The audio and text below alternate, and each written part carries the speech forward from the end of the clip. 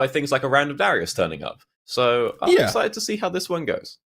No, I can definitely understand what you're saying. I will say playing a comp that is very standardized does give you that slight ease in my mind, where it's like, okay, maybe you're not going to play it to the best level you can as a team. However, you will all know the moving parts. You will all know which part you're supposed to play in this comp, and you've probably played all of these champions before. So I do feel like there is a world where, you know what, maybe this does give them a bit of an advantage in terms of setting themselves up well. However, what I do agree with you, though, is because the synergy isn't perfect, right? There is a world in my mind where it's like, actually, this is when you should be experimental. You should be playing the things that make you really comfortable to play on the rip, because actually then you kind of get that little bit of an added buff of like, okay, teams are not expecting what you're playing, plus the fact that you're kind of new, so you kind of are just playing what you're best at, right? Rather than necessarily fitting the composition. But obviously it's just a story that you can kind of flip both sides. I do think the Back to the Game have started off pretty nicely. I like how they've decided to draft. They've gone for a little bit of a different look on things with still a pretty standardized twist, but the fact that they obviously have a normal setup in the mid and the ADC role. So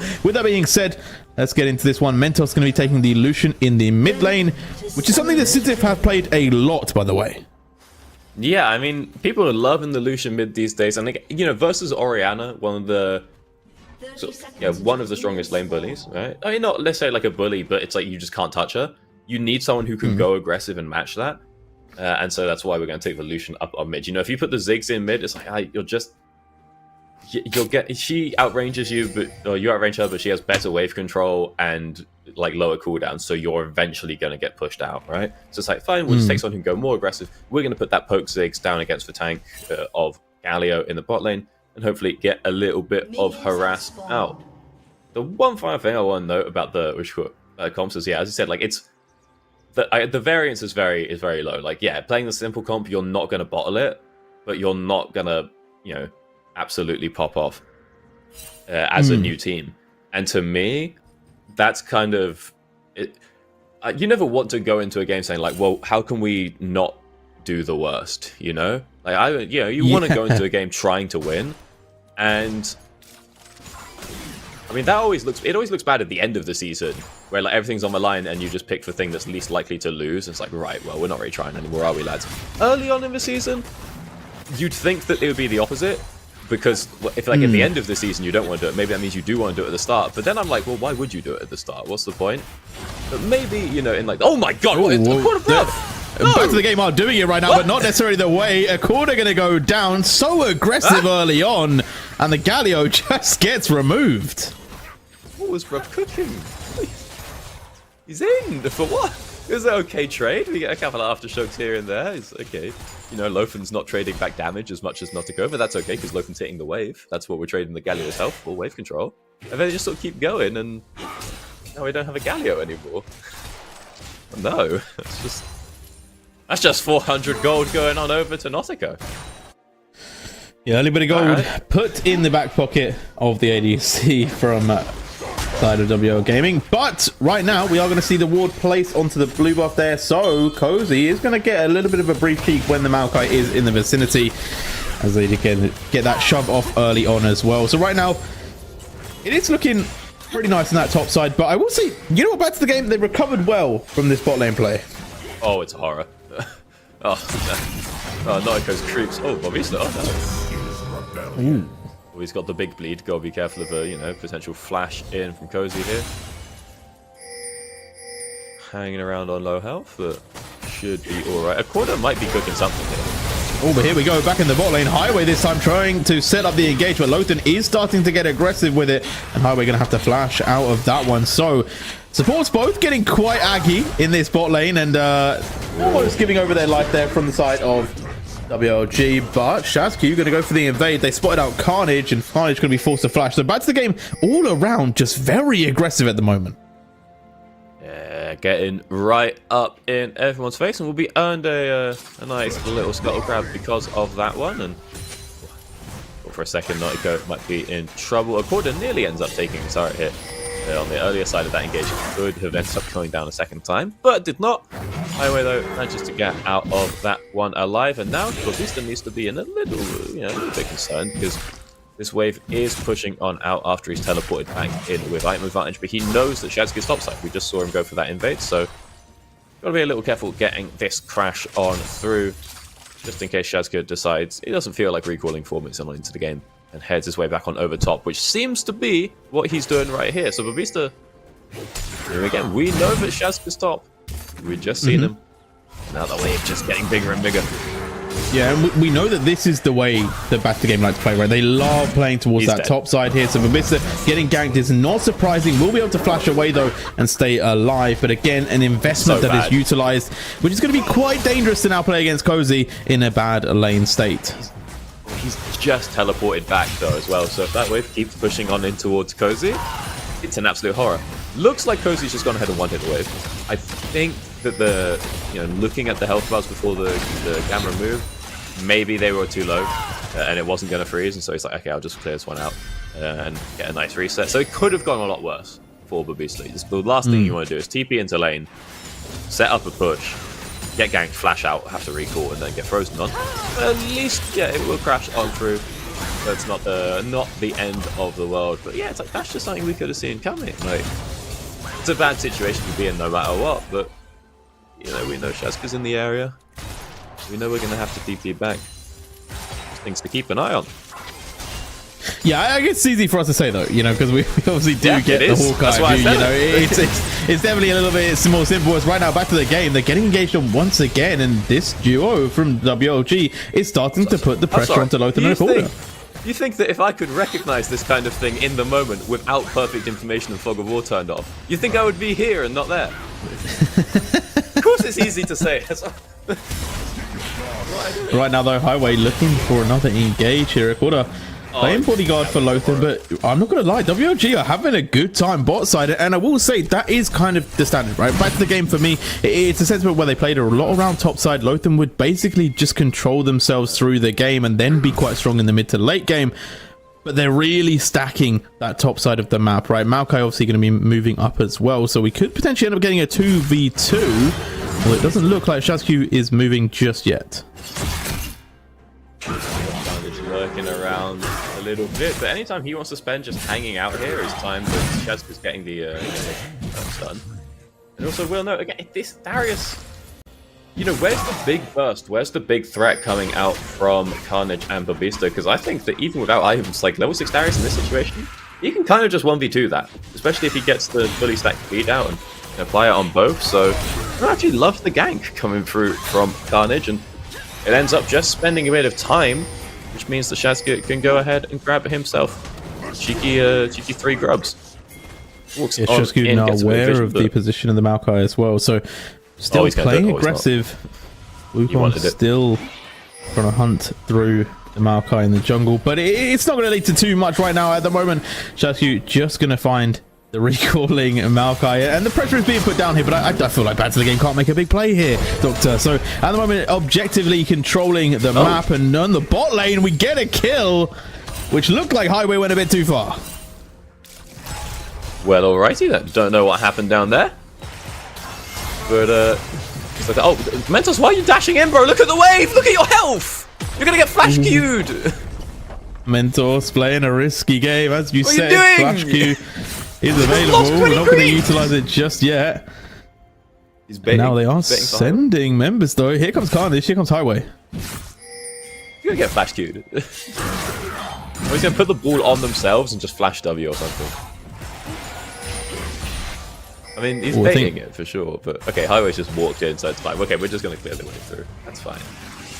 This does get, you know, in theory, a bit of mid-control, which you could turn into a Drake, but of course Mentos has to reset. So that one's going to have to wait a quick second. No, and hello. Lothar is going aggressive here. The tower is doing so much damage, and once again, we've got to question Back2TheGame. They're going so aggressive in this bot lane, and it is not working out for them at the moment. You hate to see it. You really do. If Lothar hits the W, he gets that kill, he flashes out, it's fine. He kind of just misses it. And needs just one more auto, maybe 2. Kind of just entirely unnecessary of a dive when you think about it. But I mean, that's the killer instinct, you know? You said earlier, you were like, hey, you know what, guys? Maybe you've got to send it sometimes, you know? Maybe you send it early. Yeah, I respect the guys sending it right now. They are sending it. Highway in a bit of trouble there, but a really nice Solar Flare will buy some time as Carnage going to be joining the fight a little bit late. We'll just be taking quite a bit of damage, actually. Not really going to be able to do too much. You're just going to have to walk away. So there's a world where Carnage can try and Q someone under the turret and then W onto them and whatnot, but it was just a little bit too far away. Maybe the cooldowns weren't quite up. It just sort of seems like every time WLG tried to do something, it just sort of ends up going horribly wrong. But then also, when Back to the Game tries to do something, it's not every time they try to do something. It's just like, maybe like a third of the time. Well, it's not complete crush across the board from Back to the Game. Yeah, but it is at least slightly favored to them. This Drake getting low is a big steal coming out from Ziggs. Oh, it's the worst smite of all time, but it's okay. Actually, I have done worse smites in my life. That was 23 HP on the Drake there, but it is secured either way. Back to the Game, who are taking all of the neutral objectives right now, right? They took the grubs, they took the dragon. They're not really allowing Carnage to play the game because they are just getting aggressive with it. However, Carnage has managed to catch up in levels to ShazQ. We'll see for how long as a play in mid is looked at, but again, I'm a little bit surprised. I feel like both teams are going for really aggressive plays, but not the obvious plays. I think Carnage, and that's what feels like he just kind of has to do something. Sisyph does end up having to flash away from the Maokai ult. And there's actually a world where, you know, Sisyph had good info there because ShazQ W'd over the wall and saw the chicken dying. Ooh. Quarter's fine. Highway? Yeah, he's chilling. Okay. That's Leona with Aftershock on. You're fine. You can do that. You can do what you want. But yeah, so ShazQ saw that Carnage was just leaving the chickens because Carnage was around the corner. He doesn't see the bomb. Here's the bomb. Oh, Kai'Sa going to be Lofin's on low health. What happened there? Got ulted. Oh, yeah, no. Got ulted. Ooh, Carnage. The fight for grubs. It is going to be one picked up, so no 6 grub stack. Where I believe 4 will be at least secured there. That's going to be 3. So it's all on this last one now, actually. And it's a 3 versus 2. Cody trying to get into the fight. ShazQ playing for their life. Going to pop the Cyclone. And there's the big drag. But the Darius is so low already. Has to flash away. And there is no chance for Back to the Game to get into this pit. They managed to get the 4th grub. But for what cost? Sisyph going to go down. And a lot of summoner spells used. All right. Meanwhile, on bot side, both ADs just trade. Loco and Lofin both going down for that one, so only 1 kill for the 4th grub. I think when you have like someone who's going to be playing solo a lot, like for Darius, I think I kind of take that, you know. That's going to pay out later. It's not not huge right now. You know, it's going to get there, and also it's I still feel like we haven't had a quantifiable way to see if grubs is worth. Like, obviously it's a little bit of XP for the junglers, and obviously if you're winning, feels great. But I feel like if you don't get ahead, it's a little bit like, well, that's tough. But I guess if we think about the opposite situation right now, if you were to give a Ziggs the grubs, yeah, no one wants that.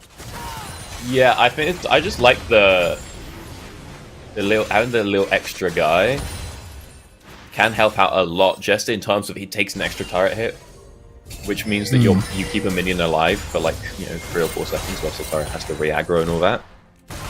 Which then means that, you know, you're going to get quite a fair few more autos in. So, yeah, in terms of putting like an actual cash money value on it, a bit harder to say. But getting the 4th one up, you know, it's not bad. As a quarter doesn't get Aftershock off. Oh, a quarter trying to get away. Will be able to keep himself healthy with that shield, but Lothar also taking so much damage. And I have to say, Notico has been the star for me right now for WLG. So much damage, so much threat, so much potential. And we'll have to see if that carries over through the mid game. As right now, Mentos quite happy just to play it safe. As ShazQ going to walk through the middle of the lane. And the next objective, I believe, is going to be a dragon in 1:40. Although Riptail should be spawning pretty soon as well, 14 minutes. Ooh, first brick as well. Getting that one in before the plates go down. So all that extra money going on over to the Ziggs. But we're not going to do the whole rotate him out and keep farming plates in other lanes. We're only going to get 5 this time around. That's pretty good timing, because he can just get that turret, reset, go by, make his way on over towards that Herald if he needs to. He does. Actually, no, he doesn't have the teleport up. And so you can see he's a bit conflicted. I'm seeing a ping towards the bot lane. I'm seeing a walk towards the mid lane and then curve that up towards top. So trying to figure out where it is he's going to go, but it's looking like, yeah, we send Bobista down into the bot lane. And everyone else can go and contest the Herald. And I mean, Bobista might be able to, you know, look for a kill onto Loven there. He does have the Eclipse finish, so there's a lot of bursts. available, but he may also just teleport out now that there's no place to lose as a punishment. I'm a little bit surprised from Back to the Game, I'll be honest, because they've been turbo aggressive on the bot side, right? But they've not been doing their classic of playing towards that top side to really get cozy ahead, which means that I feel like they haven't managed to actually gain advantages anywhere. They're 2k down in 14 minutes, right? And I do think that they're more of a strategical, more of a slow burn team than maybe someone like Tenacity. However, it's a little bit surprising, you know. I feel like they've kind of sent it a little bit, and you know what, in one way I respect it because they're limit testing a little bit, but the control definitely doesn't feel like it's super there. Obviously, they have managed to get a lot of the objectives, though, and therefore have gained some sort of neutral lead across the board. But 2k difference is going to be in the favor of WLG, as we are going to see the next dragon actually set up. It's kind of more than 2k because both of the kills are on the Galio, right? But I'd say that not playing around top isn't quite it yet, because but the Darius just does outscale the Renekton, right? So it's kind of one of those things where it's like, yeah, we can get him turbo ahead, but also, like, he's just chilling on his own. He might be able to get a kill up onto the Ziggs too. Ooh, Mentos dropping away with the culling as Highway in a bad position. 1 versus 4. Surely the Leona dies here. I think Lothan's going to be the one that gets the kill. Is now going to be up to the Dragon. So on the top side as well, Cozy going down too. So Nadiko just not being stopped. I think he got a little bit poked out on that one and then run up with the Maokai. Oh, when the camera cut down to show the other fight, it looked like he was fishing for a hook. Didn't quite get it. Mentos in trouble. Sithis looking for the damage. Oh! The damage trading back almost. Takes a 1-for-1. It is going to be the pickup though. And again, Accorda has taken the kill. Tell you what, that's not even gonna be an early Warmog. He's going for Deadman's horror, but he's gonna be fast nonetheless. Another turret picked on up for Ziggs, and we can see Babista just denying creeps down on bot. So things, going pretty well for WLG.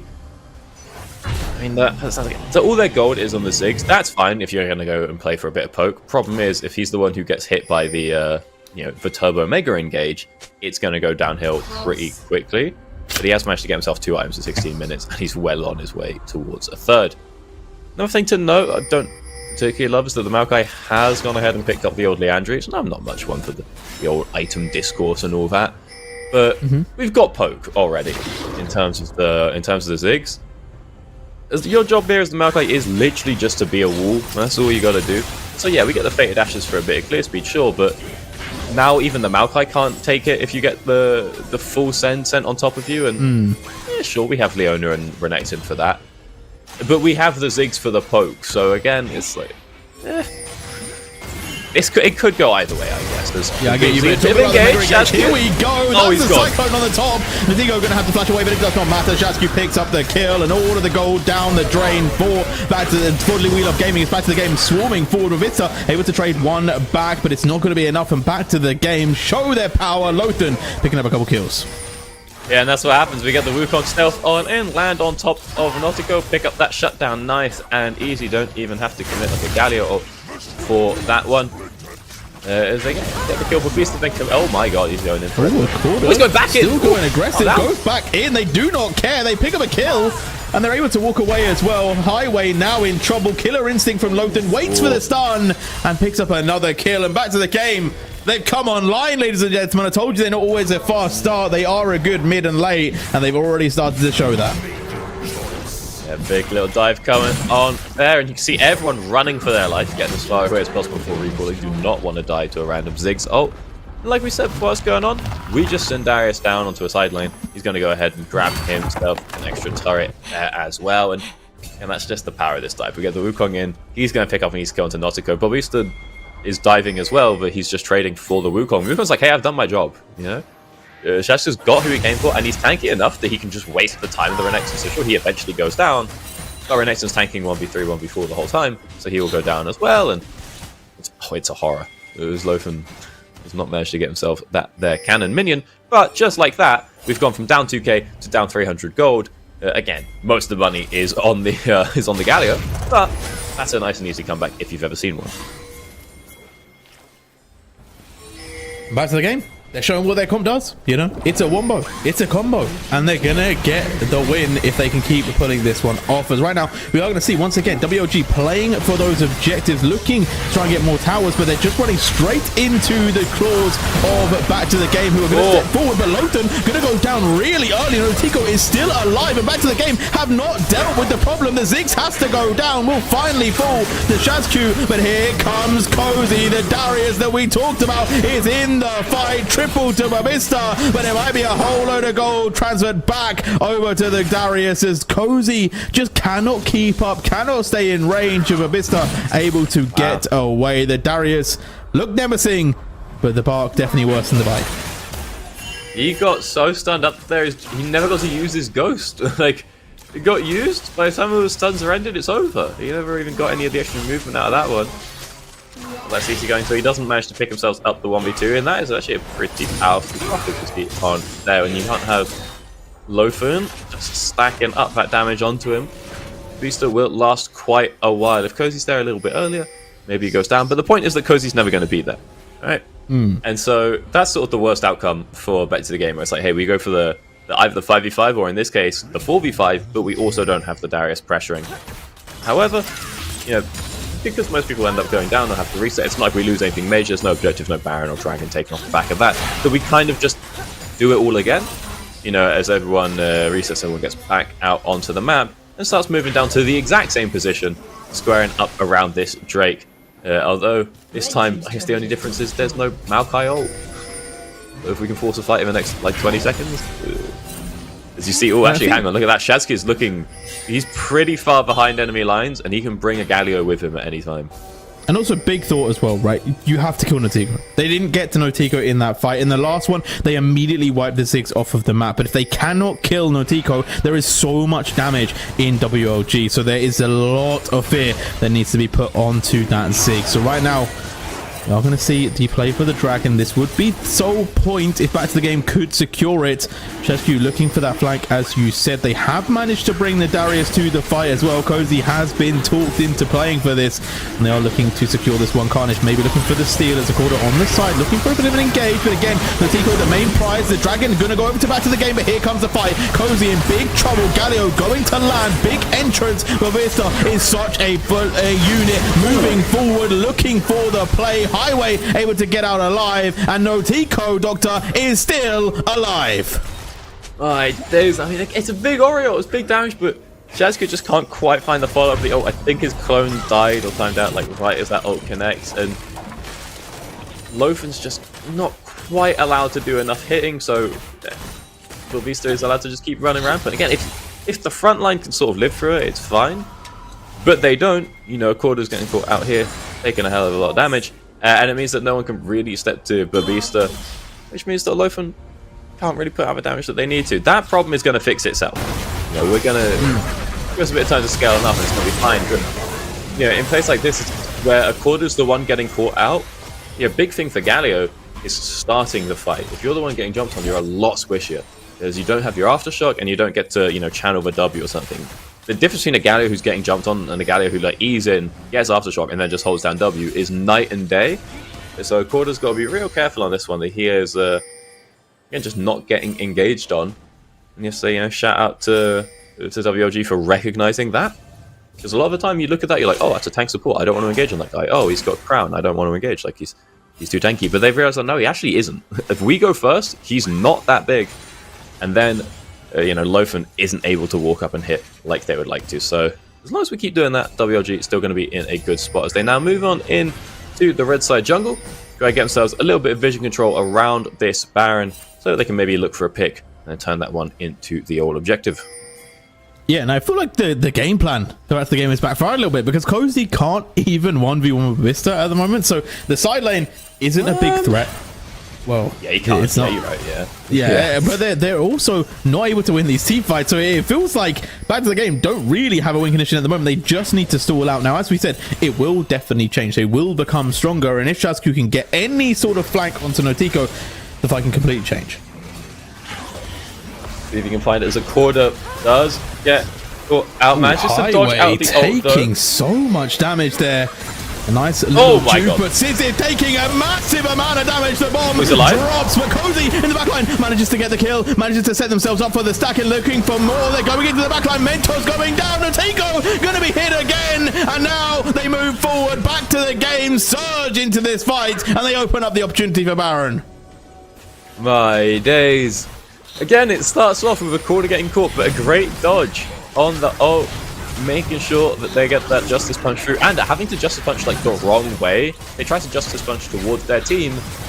They would have ended up, you know, hitting I think it was the Leona, but hitting someone on the backwards part, stunning themselves, getting caught by the Leona ult anyway. So they take it the weird angle, manage to dodge out that ult. It looks like a horror. It looks like Sisyph is just gonna go down. They live on the tiniest sliver of health, and whilst people are committing onto them, the damage is coming on out. Cozy joins the fight, goes ahead and gets a big cheeky reset. You see here, like, Sisyph just manages to live, and all the damage that was put onto Highway, you know, everyone's focusing onto Sisyph. No one's noticing that Cozy's turning up. I was sitting here thinking, like, oh, Cozy's going to roam to this run? I thought we would just take the TP when he goes, and he'll keep pushing bot, but no, everyone wants to commit onto that fight, Cozy included. Manages to run up and get there at basically the same time as the teleport of Babista. I don't know, but that is also really quite a skill when it comes to playing, you know, a TP-less top laner like the Darius, where you're intentionally not even though it's on cooldown, you're just not taking TP. Is you have to sort of be halfway to the fight before it starts if you plan on roaming. That's what we saw. He wasn't in bot lane when the fight started. He was, you know, he cleared out his wave and he started sort of moving up just in case he needed to be there. And he did need to be there. Kind of like when you're playing mid lane and you just fake a roam between every wave. Remembering to do that late is a big deal. As Shazka baits out a cheeky Riki solar flare, calls it a day. And setting up for the next dragon as well. 44 seconds on this dragon. It is Soul Point coming in for Back to the Game, and what a soul it actually would be for them. Obviously reducing damage that they'll be done when they go low. Going to be pretty nice for members like Cozy. So we'll say this is definitely one that maybe WLG want to fight for, but at the moment they're back against the wall. They're taking on the Baron buff. They're losing damage onto these turrets. They're losing tier 2s in the bot lane, potentially even a tier 3, because now the Darius is super strong at the moment, Doctor. Yeah, they need to figure out what they're doing, and pretty quick, because this Baron power wave, tearing up these turrets, just one wave coming through, did half the turret's health to that mid tier 2. Cozy already got the bot.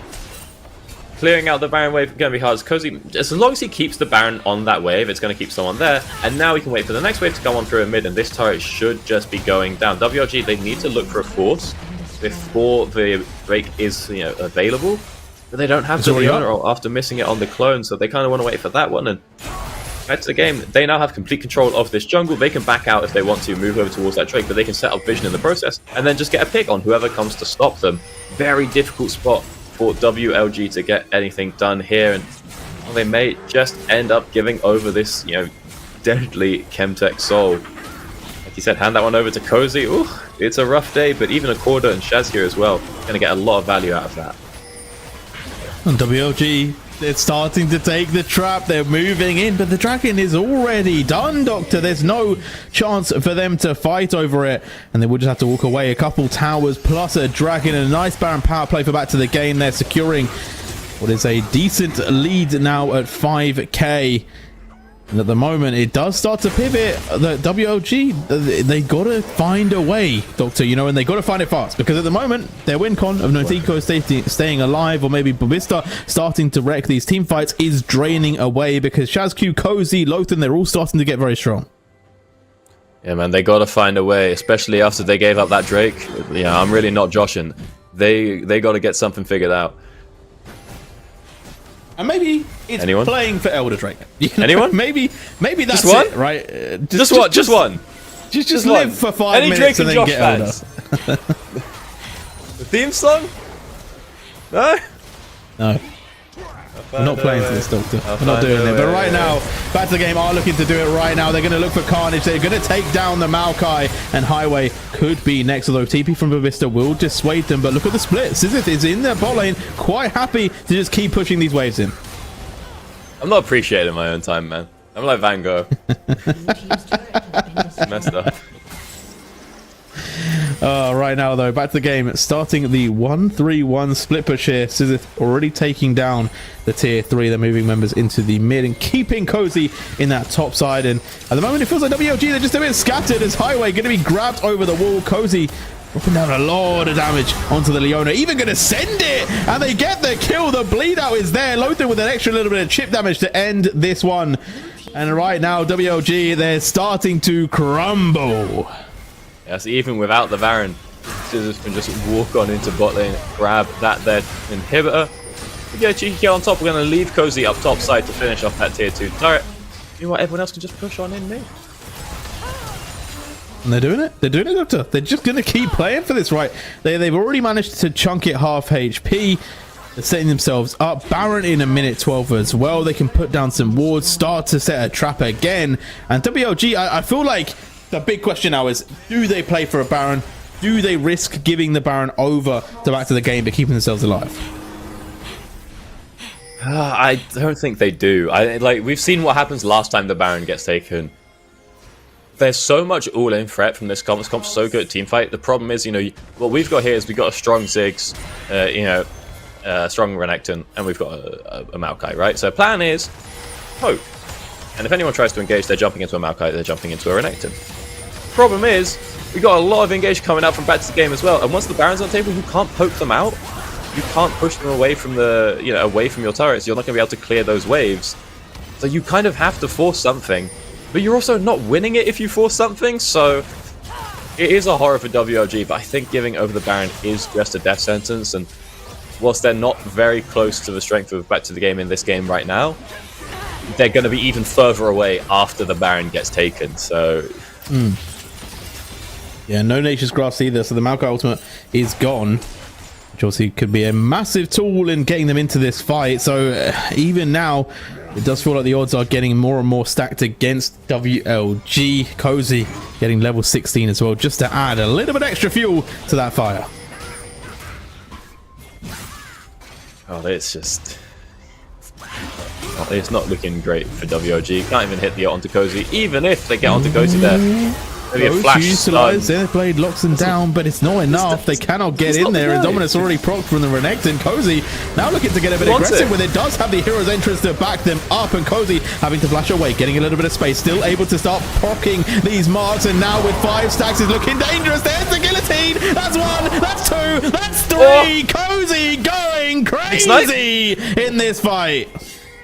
That's the Darius dream. Just sit there, you get a cheeky 1v3 going on, bring a Galio in to back you up, but you get all the resets, so you look like the GOAT. Cozy comes on through, picks himself up a little kills nice and easy, doesn't even need to go to the Baron, and that's going to be the game.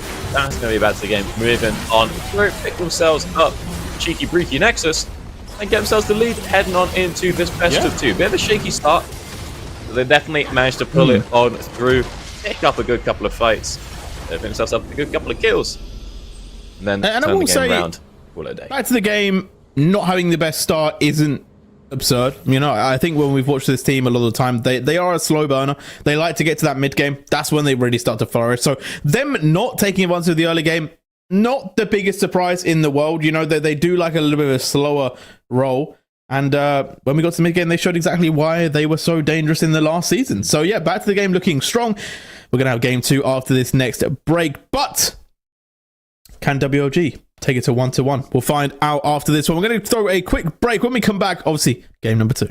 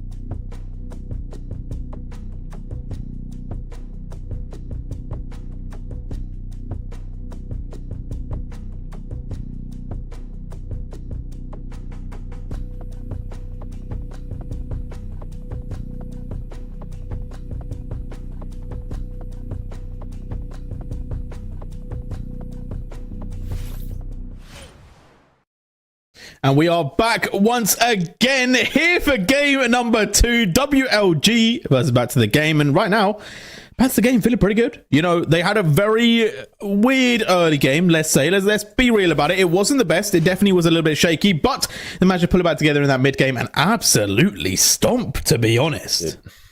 You got to get it together. You're going to be real or are you J real? Which one is it? Are there 24 others of you? You got to keep it J real, mate. That's the phrase coined by Don Jake many years ago. And yeah, it's got to stay alive. But right now, what does not have to stay alive is the Ziggs. It's going to be banned away. So no Ziggs coming through for WLG again. Felt like Back to the Game were like, you know what? We didn't like that. It's going to go. And also the Orianna removed from WLG, which I am surprised because the Misfortune going to be locked in straight away. But also, I feel like Orianna isn't even necessarily the champion, I think, when I think about this player. But, I mean, no, the Oriannas... Well, no, some people you think about their Oriannas, right? But, like, yeah, for the most part, it's just like, this thing's just crazy. Like, no one likes laning against Orianna, but no one hates it. It's not like...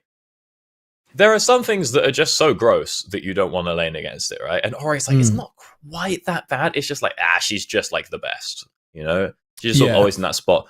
This is interesting to me if we go ahead and lock on into Leona, though, because I was expecting for sure a Braum to just be windmill slammed on down here, given that last game we saw the MF ban and then the instant Braum ban, or the other way around, even the Braum ban and then the MF ban's response. I was like, oh, well, if MF's on the table, been picked up, and we've got an Ezreal, you know, even before the Ezreal was picked in, but even after, like, surely we just go Braum? But not going to get that one, so... I feel like WLG, they're playing a risky game, okay? Because we know the Back to the Game love a team fight, right? We know that they're good at that. We know that they're solid on it.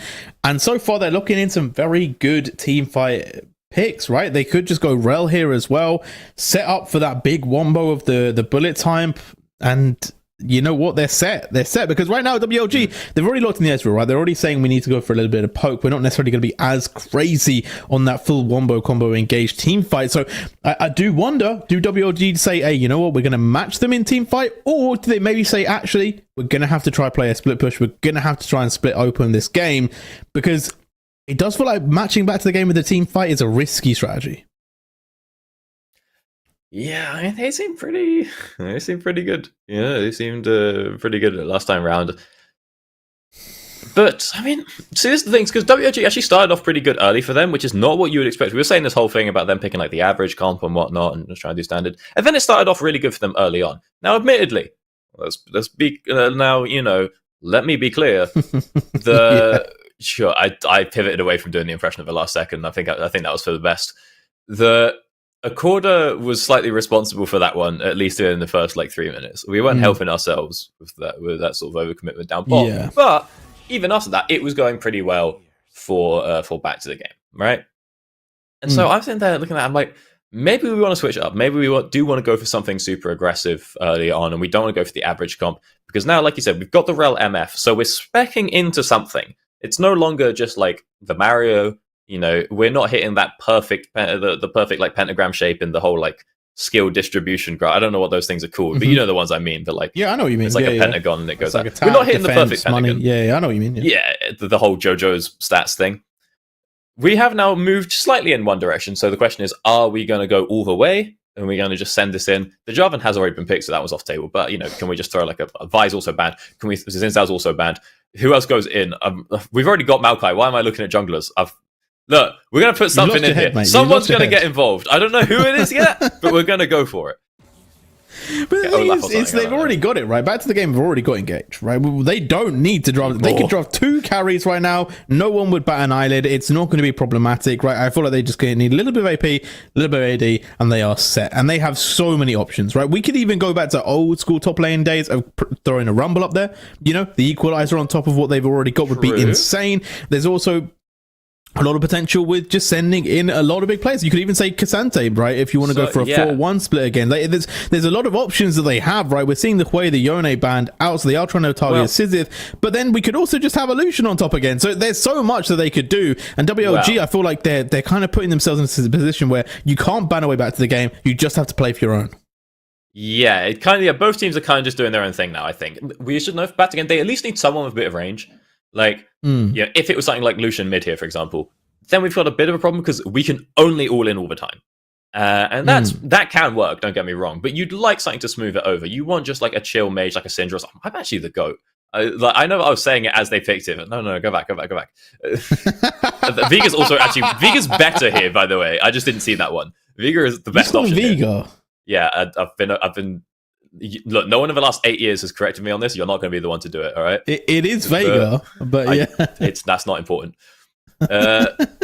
Yeah, we just want like a major with a little something. The problem with something like the Rumble, because top lane you could really do anything you want right now, but you just have to not get R5 is sort of the thing. So yeah, it's probably just going to default down to like an Ornn Renekton and something where you can just be like, he'll do all right, and that gives you a little something to play off at least early on, because we've got a really strong bot lane.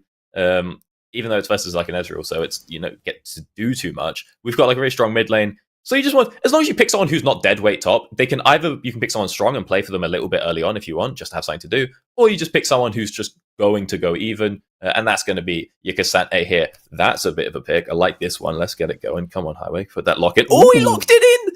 Alrighty. Now we get a little interesting with it. Okay. Now I call it Cassante, right? I thought Cassante was going to head up on the top lane because it sets up, right? Now I will say this is not Back to the Game classic, right? Back to the Game, they love playing towards top side. Now they're going to be kind of setting themselves into playing mid bot side, right? Because realistically, that's where your carries are. It's kind of crazy if you start playing for this Cassante. I know, obviously, yes, Cassante can become dangerous, can become a bit of a problem, but realistically, come on, it's Misfortune, it's Syndra. So I'm expecting Shatsky to really be pivoting around that mid and bot. Gangplank, though, not a pick that is seen very often in pro play, but Doctor, obviously you're a top laner. Talk to me a little bit about this. Is Gangplank strong? Is it good against Cassante? Well, what's kind of the situation? I would have thought that this would be a very free lane for Gangplank. I've just checked the stats. It's slightly Cassante favored. 52%, whatever. But it's actually... fine. Yeah, but I would have thought this would be fine for Gangplank because you are just kind of turbo chilling. You're going to get your free scale. You're going to, you're probably not going to poke him out of lane or anything. Maybe early on first buy. But if you go back and you get Sheen, he gets Tabby. It's over, right? You're not poking him out after that one. But there's not really a lot he can do. Cassante has to be able to stick on top of you. Gangplank, he's got speed boost and a slow. He's good for it. He's fine. Early on, I think it goes kind of well for the Gangplank, particularly if it basically, as always with Gangplank, is going to come down to the barrels. Because all of Cassante's tankiness is based on either getting resists, out of his passive, or from just flat damage reduction. Neither of which the Trial by Fire care about. So if you're doing like an E start, on your Gangplank, or if you're just playing around your barrels properly in a melee lane, you can get a lot of damage out as this Gangplank. You can have a pretty good time. But even if you don't, there comes a point where once you finish your first item on Gangplank, you're like, cool, I'm gonna one hit the wave now. And I'm just chilling. You go do whatever you want. I'll match it with an ult, and I'll just keep farming over here. If that's going to be allowed to happen, this Gangplank becomes very menacing. But he is also one of the hardest champions in the game. So there's going to be a little bit of an execution burden definitely coming through for this one. Yeah, Gangplank, a champion with no ability to get away, except for a little bit of speed after killing a barrel, So it's definitely a little bit risky one. I will say Parlay... Obviously it's quite a lot of speed, but Parlay obviously going to be quite annoying for Cassante to deal with, but definitely interested to see how this one plays out, because I feel like Cassante is quintessentially the just annoying top laner, I feel like no one does it better than Cassante. So I feel like he'll probably find a way to make himself viable and a problematic part of the Back to the Game comp in this game. So here we go, game number 2. WLGaming looking to pick up their first win of the season. And I've got to say, they got a tough day, Doctor. They're having to take on the number 2 and number 1 champions from season 2, both from the Ultra Liga as well. So gross. So, WLG maybe saying this is our stint at maybe making our move to the Ultra Liga. So I was just looking up, so I was checking stuff on Gangplank builds, because I know that now it's back to Triforce. And I was like, okay, so are we going into... is it Triforce into crit, or is it maybe that old Bruiser kind of build where you do Triforce Sterax and you're just playing off of barrels and not going for that one hit, but going for consistent. The second most common starting item for Gangplank with a 42% win rate is Essence Reaver. Ooh. That thing got changed 3 months ago. And we've still got people rushing it on GP. Boys, it's not a Sheen anymore. Surely you would notice that when you started building it and you didn't buy a Sheen. I've sorted this by diamond and above. I would have thought at least those people would know if there's a Sheen or not in their inventory. But hey ho, cheeky level 1 invade. The cunt is just forced on out away from If you got chickens. the Triforce, why would you need the Essence Ring machine? No, I'll say first item. Oh, okay, I get you. So they rush Essence Reaver and then they go, wait, this item was changed 3 months ago. What is going on here? Is a quarter is spotted out on a ward? Yeah, this is a bit of a weird setup for Back to the Game. They've gone for the lane swap here, but it is being matched. But they're actually sending Babista and Highway to deal with the Misfortune and Rel. So we're gonna have a Cassante versus Ezreal lane by the looks of it. We're not though, because Cassante is still top, hasn't really left yet. Are they just going for the mega dive? I think that's the thing. Yeah, because we've taken top side. We expect that Carnage is going to invade on bot, so we just go for the 4-man dive. The 4-man dive, the Leona is there as well. Back to the game are sending it early on. Babista is going to go low, but Cozy going to be locked down under the tower. Not going to fall down though, because wasn't taking aggro. It was a quarter. And you know what? Back to the game, they don't die. But again, I don't know if this is necessarily the best options for them. Yeah, they don't die. They don't really get the kill either, you know. Whilst this is going on, Carnage... Yeah, Carnage is going to get the kill. I don't know exactly what happened to get Scissor into that. I don't know if Scissor just went to check it. So Carnage started on his Wolves, knows that this is all going on the top side, goes to invade bot side. Okay. Whilst he's doing that invade bot, he then moves on, went into mid lane and blew Scissor splash. I don't know what happened after that, if Scissor went to go check something and just got full comboed or what. But yeah, level 1, there wasn't really enough CC coming through to actually shut down Babista. I mean, there's a quarters crash down, but he just flashes that. The only other CC is also a quarter coming through when he mounts back up. But whilst that one would have been guaranteed, it would be, well, I'm going to mount up, and then he's going to flash out afterwards. But the only way to make that play work is if you hit the crash down and then you fling them again. But either way, he can just flash out. So all that's really happened here is we've shared a lot of XP, lost a lot of jungle tempo, a lot of jungle camps, and Scissors died. Well, you say that, Shazku is still ahead of Carnage.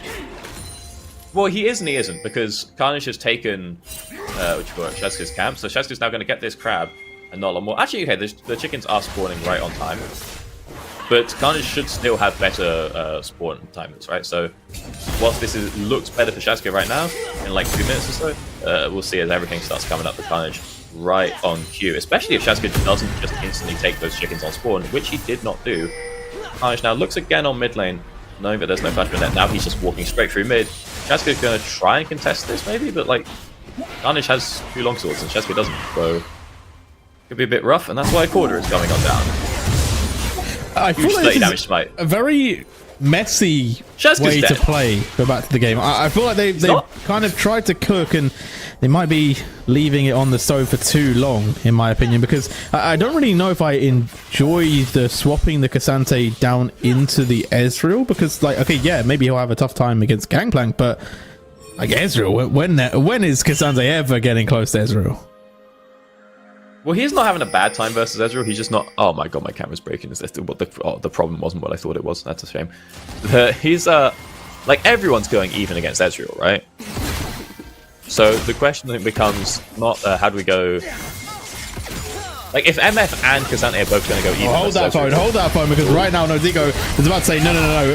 Ezreal's getting ahead here. Recorder in big trouble trying to jump away, but no opportunity, and Nozico going to be able to get a free kill. So... WLG with a much better start to this game, already 1.6k gold ahead at 5 minutes. Carnage figured something out here. Put him on a jungle with a bit of early pressure, get a bit of early game going. See, this is what we were saying, right? That they picked like the Mario comp earlier, and that was fine, but they had a decent early game and then didn't really know what's going on. So it's like, okay, let's just spec into something a bit more aggro. Let's just get ourselves an actual proper early game coming on through. We do this level 1 invade. We get the early ganks coming out on mid twice now onto bot as well. And we're kind of laughing across the board. What is there to say? A quarter gets stunned up, doesn't have the flash, so just going to go on down nice and easy. Carnage can just go back to clearing on up his jungle, as we kind of see now. He actually is still down, yes, but he's got another reset. And he's once again making his way on over towards that top side. Maybe thinking of starting up onto those grubs, especially if Scissor has to reset, but looks like Mentos is probably just going to set a freeze and then reset as well, or he's going to clear this one out. Either way, he's resetting. So the grubs... Oh god, is he not reset? Bro, you need to reset. If Mentos doesn't reset here, we're in a bit of a problem. Because he's going to get forced out once Sisyph comes back with item advantage and full mana. He doesn't have TP, so we're just going to lose control, and we're going to lose the Herald or the Drake as a result of that. And it looks like the aim is just to trade it, as Carnage makes his way down to the Drake, and Shazkir goes on over to the Herald. So ultimately, I guess Mentos gets a little bit of a better buy, and that's about it. Yeah, grubs should be an easy pickup there for Back to the Game. Something they prioritized in the last game as well, so not too surprising that they're going for this one again, although this time they're not going to be able to trade it for that. They're not going to be able to pick up the dragon as well. So I do like the WLG kind of acknowledging the Back to the Game do like to play top side. They are a bit strong in the bot side, so they can start stacking the drakes themselves rather than giving over 4 drakes to Back to the Game. Get the stack going nice and early. Obviously, trying to get some damage going, but not too much there. Quarter. See if they can find. Oh, right now all they can find is a couple of Ezreal Qs to the face. Good damage though on that bounce from Lofen, and they're just going to clear out the wave. I think they're expecting a dive to come through from Carnage. Makes sense. He was in the area, and there's a big wave, so we're just going to bullet time to clear that one out. Dissuade any threat of that for the next 30 odd something seconds, which means the Carnage will be pathing away, and it's an Ezreal lane, so we weren't going to use that ult anyway. And it's all seemed to even out, to be honest. I feel like Back to the Game, obviously, I wasn't the biggest fan of their early game. You know, it was quite chaotic. It didn't necessarily work out well for them. But they've managed to pull it back. Like, okay, gold-wise, still 700 down, but that's obviously half the lead that we already saw from WLG. And if we look at like levels, right, the disparity has closed a lot, right? There were like 2-3 levels in the bot lane ahead. Now it's only 1. You know, it's a sentiment where I feel like Back to the Game has stabilized quite well. And as we said, they're a team that spikes at the mid game. So I do feel like we need to see WLG pick up that tempo and keep it high, because at the moment it feels like it's very reminiscent of last game where they got a lead and then couldn't utilize it to build. We'll see if they can find something this round. I mean, I don't think that they per se couldn't use it last time as much as they didn't. And even then, wasn't it? It's just, you know, we get that one fight and it all sort of starts to turn around. So like, because sometimes there are games where you're ahead, but just by nature of comps, you say, like, oh, it's actually just physically impossible for us to get anything done. I don't think that was the case, and I don't think that's going to be the case this time around. So that means that the result of it is actually not like they couldn't, but they didn't. They were choosing not to, or not realizing when they could. If that happens again, we've got a bit of a problem. But I think for now, willing to give them a little bit of confidence on here as we're trying to see if anyone face checks on him there gets caught out. Obviously, does have to be a little careful here. Once Cozy has armor, the poke is all gone, and then Cozy has also got damage out of that. Especially once the Iceborne gets finished, that's going to be a problem.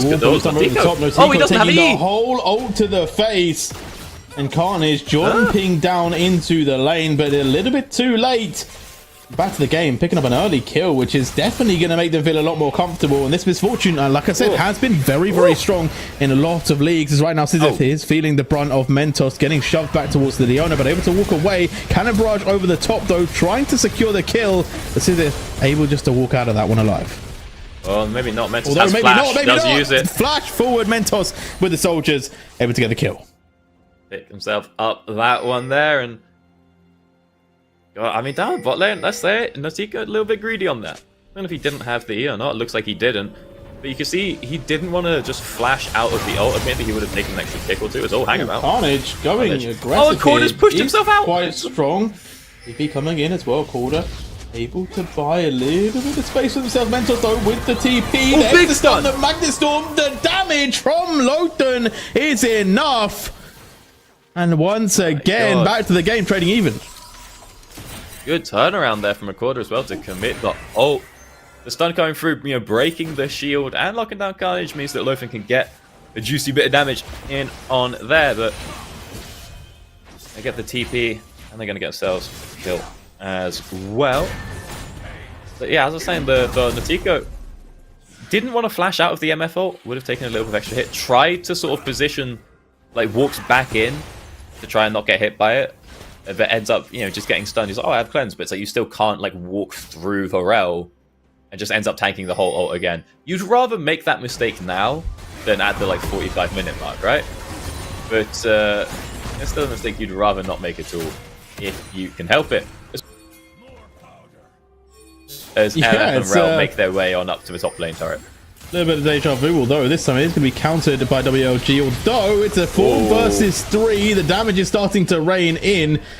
WLG needs to be careful. Vista corralled back towards his turret as True Barrage over the top adds a little bit of damage, but now the dive is going to begin. The bullet time over the top doing quite a bit, but it's not enough. WLG will finally lose one. It's a 1-for-1 overall and 2-for-1 as Carnage snipes one back, but Lothern is not happy with that result, looking for more. One more auto will do it. Carnage going back in. The knockup though, back onto Highway. Highway not going to get the damage off, and Lothern just about surviving the minions. Can they do it? The damage is not there, and Lothern will survive.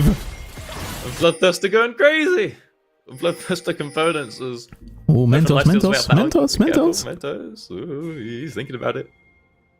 Going through. Has the ult. Should be pretty cut and dry to get the kill on Lothern here. Get a quarter as well, unless the quarter can make some disgusting play. Bullet time not available. Magnet Storm buys a little bit of space, and Lothern just able to walk away. Really good play. A quarter. Hats off to you, keeping your ADC alive. Yeah, that's about the best a quarter could have done there. You see that Mentos played it a little slow. Not too sure why. I think there's probably, assuming there was someone he thought could have been there.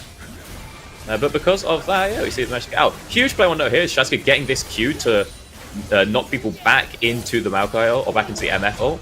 And also just, again, being a body, forcing people into the MF ult means that Lothern does manage to get the kill onto Gangplank. Right here, though, Punch is just out if your flag drags out. That's why they've got the pink down to know he won't get autoed.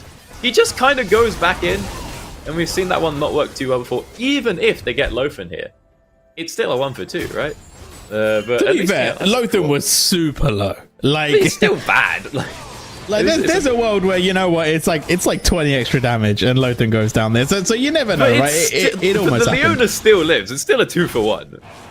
Like, But either way, Dragon going to be picked up here for WLG. We have seen 6 grubs though go over to Back to the Game, so they are going to have a lot of pushing power in this one. Definitely looking for that split push, going to be quite dangerous. However, first brick was taken in the bot side earlier as well, so a lot did happen while we were watching that replay, as Mentos now going to be the one receiving a tower dive, although Shazku deciding against it as the Emperor summons his tower.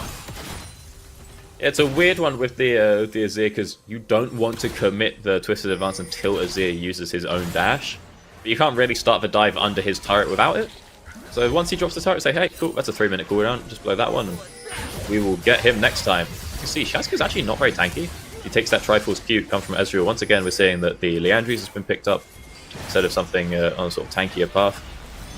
This time around, you know, we don't have as much poke, so I think it's okay, but he is just going to go down pretty quick if he gets caught out. Moving up, Solar Flare utilized Highway, not able to get the lockdown onto Shazku fully, as Nature's Grasp is going to come through, but in goes Cozy, looking to get aggressive with it, but it's a 1 versus 3, now a 2 versus 1, as he drags him right in front of Notico, but the bullet time over the top forces Mentos to walk away, and Notico now trying to run as Lothern is doing quite a bit of damage, but the trade back is there, the Mystic shots are hitting. Right now, we're going to go back to the pit. We're going back to the pit. The Magnet Storm over the top of Mr. caught in the back of it.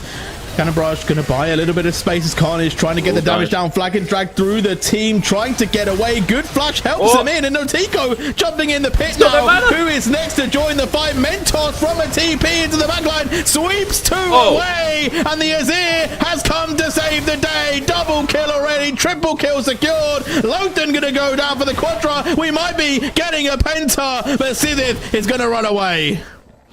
Right, here, I'm wondering what Notico's doing, shifting on in there. He's stooling.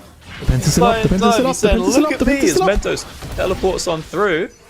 So this is still here. This could be a Penta. This could be a Penta. The stun, the steal! The steal on the Herald. No Herald for you.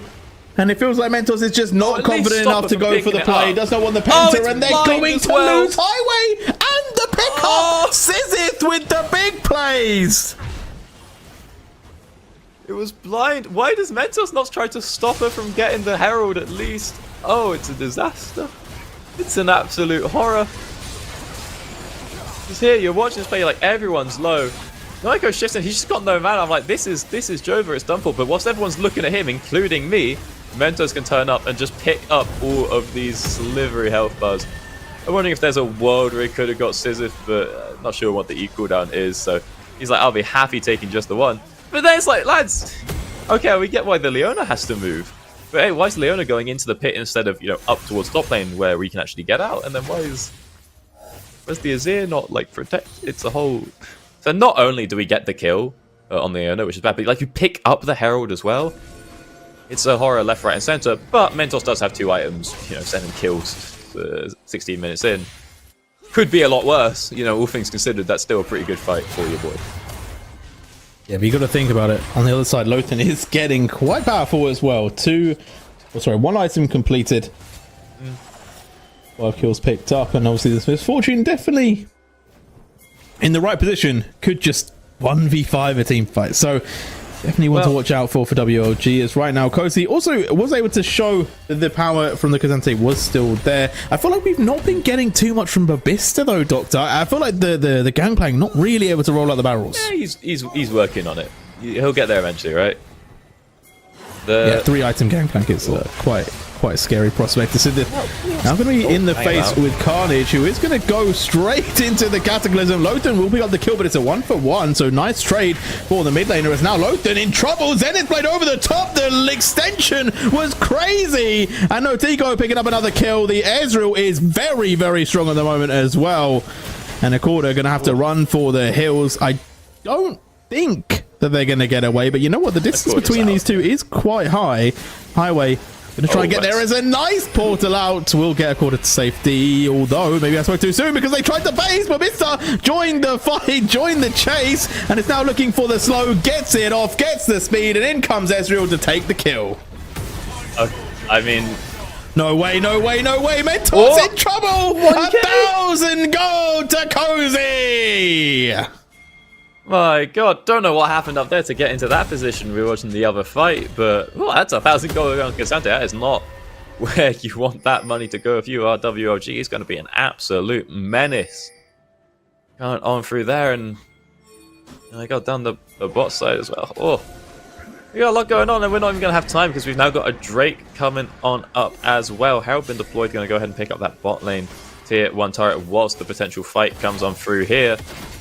Everyone dying is worth noting. We do have 2 items coming out on the carries of Back to the Game now. Ezreal hasn't quite finished out the mirror mana, a little bit weaker, and with Bobista sitting up in the top lane as well and only 1 item, he probably doesn't want to TP down. I think we're just getting this. So why is Carnage here? Yeah, Carnage is DC'd. Oh no. Yeah, because there's nothing that indicates that WLG want to do this objective, right? Like they're weaker. We've got an AD, we got a jungler in the top side. It's like not jungler, even a top side in the top side. We don't really want to contest this, and then that is just unfortunate. Carnage is DC'd. Ultimately, is it going to matter that much in the terms of the Drake? The Drake was gone anyway. Let's be honest. Yeah. So it is just 300 gold. I don't know what the sort of rules are then going to be on this in terms of like. I mean, there are no rules about it, right? Yeah, it's you could tough have an because, honest obviously, like Back to the Game, like they're starting the dragon, they're setting it up. Like it looks like Carnage is maybe just waiting for the team, but then obviously when you engage and he doesn't react, then you realize, well, maybe there's a problem here. But it's a little bit too late then. The damage has come out, the damage has been done, the kill has had. And yeah, Back to the Game are in a very strong position. I feel like right now, though, the question I have is, okay, WLG, you say they weren't necessarily setting up for the dragon, but Azir is moving down. The bot lane is there as well, and we're going to go from the unpause, and they're in trouble. Yeah, I mean, I think they don't want to fight it. So, like, and I think they didn't want to fight it. They shouldn't have, I don't know why the Azir is moving, because we unpause on here. Because realistically, he should just be defending from that, the Herald was taking his turret away there. My question now is, what do we do in the 30 seconds that Jarvan is dead? On a system says you do nothing. Right? He's like, okay, we'll just take our Drake and call it a day. And that does look to see, as the Drake gets done pretty slowly, that seems to be the case. That's what's going to happen. The spot lane aren't going to get involved. They're going to move up and come and help in mid. I mean, yeah, this is where it's going to start to get rough. Once the Matabi and the Iceborne have been finished, Cozy is now not doing the most. Or not taking the most even in terms of damage from Babista, who is going for the sort of like crit lethality one-hit squishy build. which is all well and good, but that's not what you're going to be laning against. Oh, Highway. Highway taking so much damage. The bullet time will finish off that kill. Maybe an overextension in terms of utility used, but either way, a kill is a kill. Highway going to be absolutely removed from the game, and this is it. We need to start seeing it step up because this misfortune, like we talked about, is getting scary. 2.5 items stocked up, and you can already start to see the damage. As Sith is going to eliminate Notico. Okay, MF's getting scary. I have 2 caveats to add to this. 3. Firstly, I'll say it, you know, earlier on, the one that ult's a little bit off. The one that was thrown behind the Baron pit, so in the fight that would then turn into Mentos' Squadra eventually. It was slightly off-angled, and it allowed people to get out. You know, part of it was going into a wall, going into the back of the pit. If we turn that thing slightly to the right, it's a double kill. It's at least 1, if not maybe 2. So, you know, is Lothern the most comfortable on the champion? Misfortune doesn't have that much to go on, let's be honest. Not the most complicated champions. So similar to Rumble, like making sure you hit the perfect angle on the ult is very important. The other thing to note is obviously when you ult, you stand still, which makes you a prime target not only for a Jarvan, right? But, much more importantly, getting one-tapped by Gangplank, who is going for, again, like a lethality crit, you know, just kill the squishy build. This build in itself is not the most, you know, it's not the consistent build.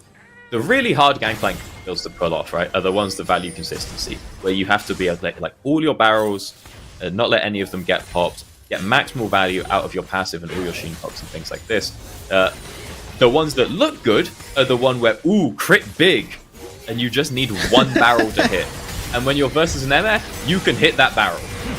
Yeah, hold on one sec though, because will they be able to do it right here, right now? Highway in a bit of trouble. They're going to go for the full dive Carnage straight on top of Lothern. You said it, you called it, and they've already taken down the misfortune. Now, here goes WLG. They are here with the sweep, and Syndra going to go down. The crit is good, and Mavista going to take 2 kills. That's the thing, at the end of the day, this comp's a little bit too immobile with the MF, with the Syndra. We got too many walls. We got a Jarvan. We got an Azir. We need Cozy and Shazkid to be pushing them away before that happens. And now they're turning up this fight a little bit late. But are they going to try? I mean, Cozy is big. This is not an impossible 2v5. Yeah, Mentos is going to have to dash away. 2000 on the Baron, by the way. Look at that one. But the crit is massive from the Gangplank. But now they're all over. Here goes Cozy. Oh, he might get this. This could be massive. The Baron's taken, and they take down the Cassante. No hero play for Cozy. Oh, there's a world he gets that. But he gets it a little bit too hard and ends up going on down again. That's the downside here. This is why I don't like the Leandries on the Valkyrie. You get hit once you go down. You can't... You know, he's not tanky enough to live 5 people hitting him in 20 minutes. Most champions aren't. But there's a world he could have. There's a valiant effort. But, you know, you think if Cozy and Shazkid are at that fight, you know, as it starts, then you're chilling. Well, of course, the problem with that being, they need to be with the team all the time because the fight can start at any time when there's a Jarvan, Leon, or Azir. That means you can't have your Gangplank in the side lane, or so you can't have your Cozy in the side lane, which means you have the Gangplank to deal with, right? You can't see it. Let's just see how Cozy goes through. He splits his damage just a little bit, and you see he goes on to Carnage. He doesn't quite get the kill. Carnage then heals off of his, his Divine Sunderer, and gets the extra damage on through there.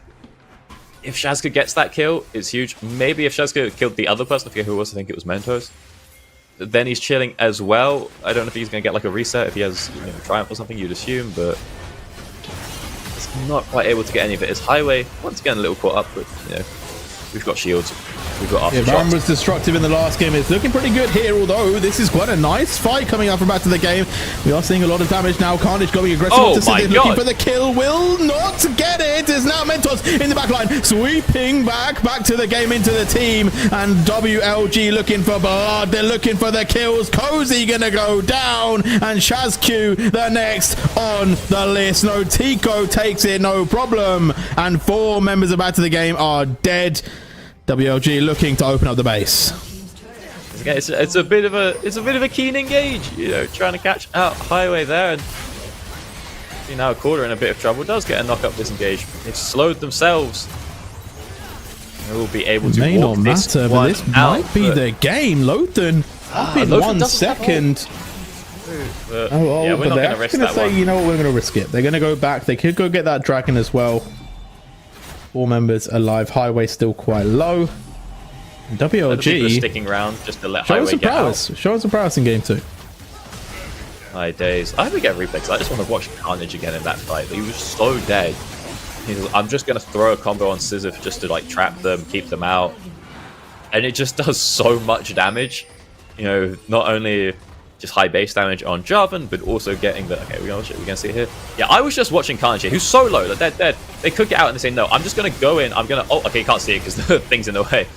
But they just ult onto Sisyph, and the Martial Browser auto and the... What you call it? The other thing, the Sunder Sky. Such a massive burst damage and heal, but they just stay alive.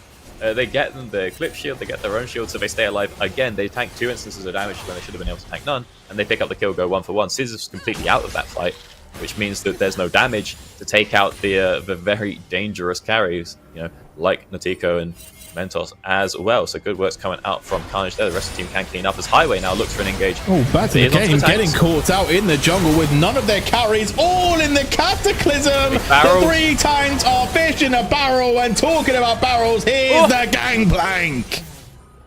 And it looks so good, even though he did nothing. He's like, ooh, triple kill. It's like, hey, they were stuck, but a nice combo coming out from Carnage nonetheless. And always, you know, it can be scary to engage onto the tanks.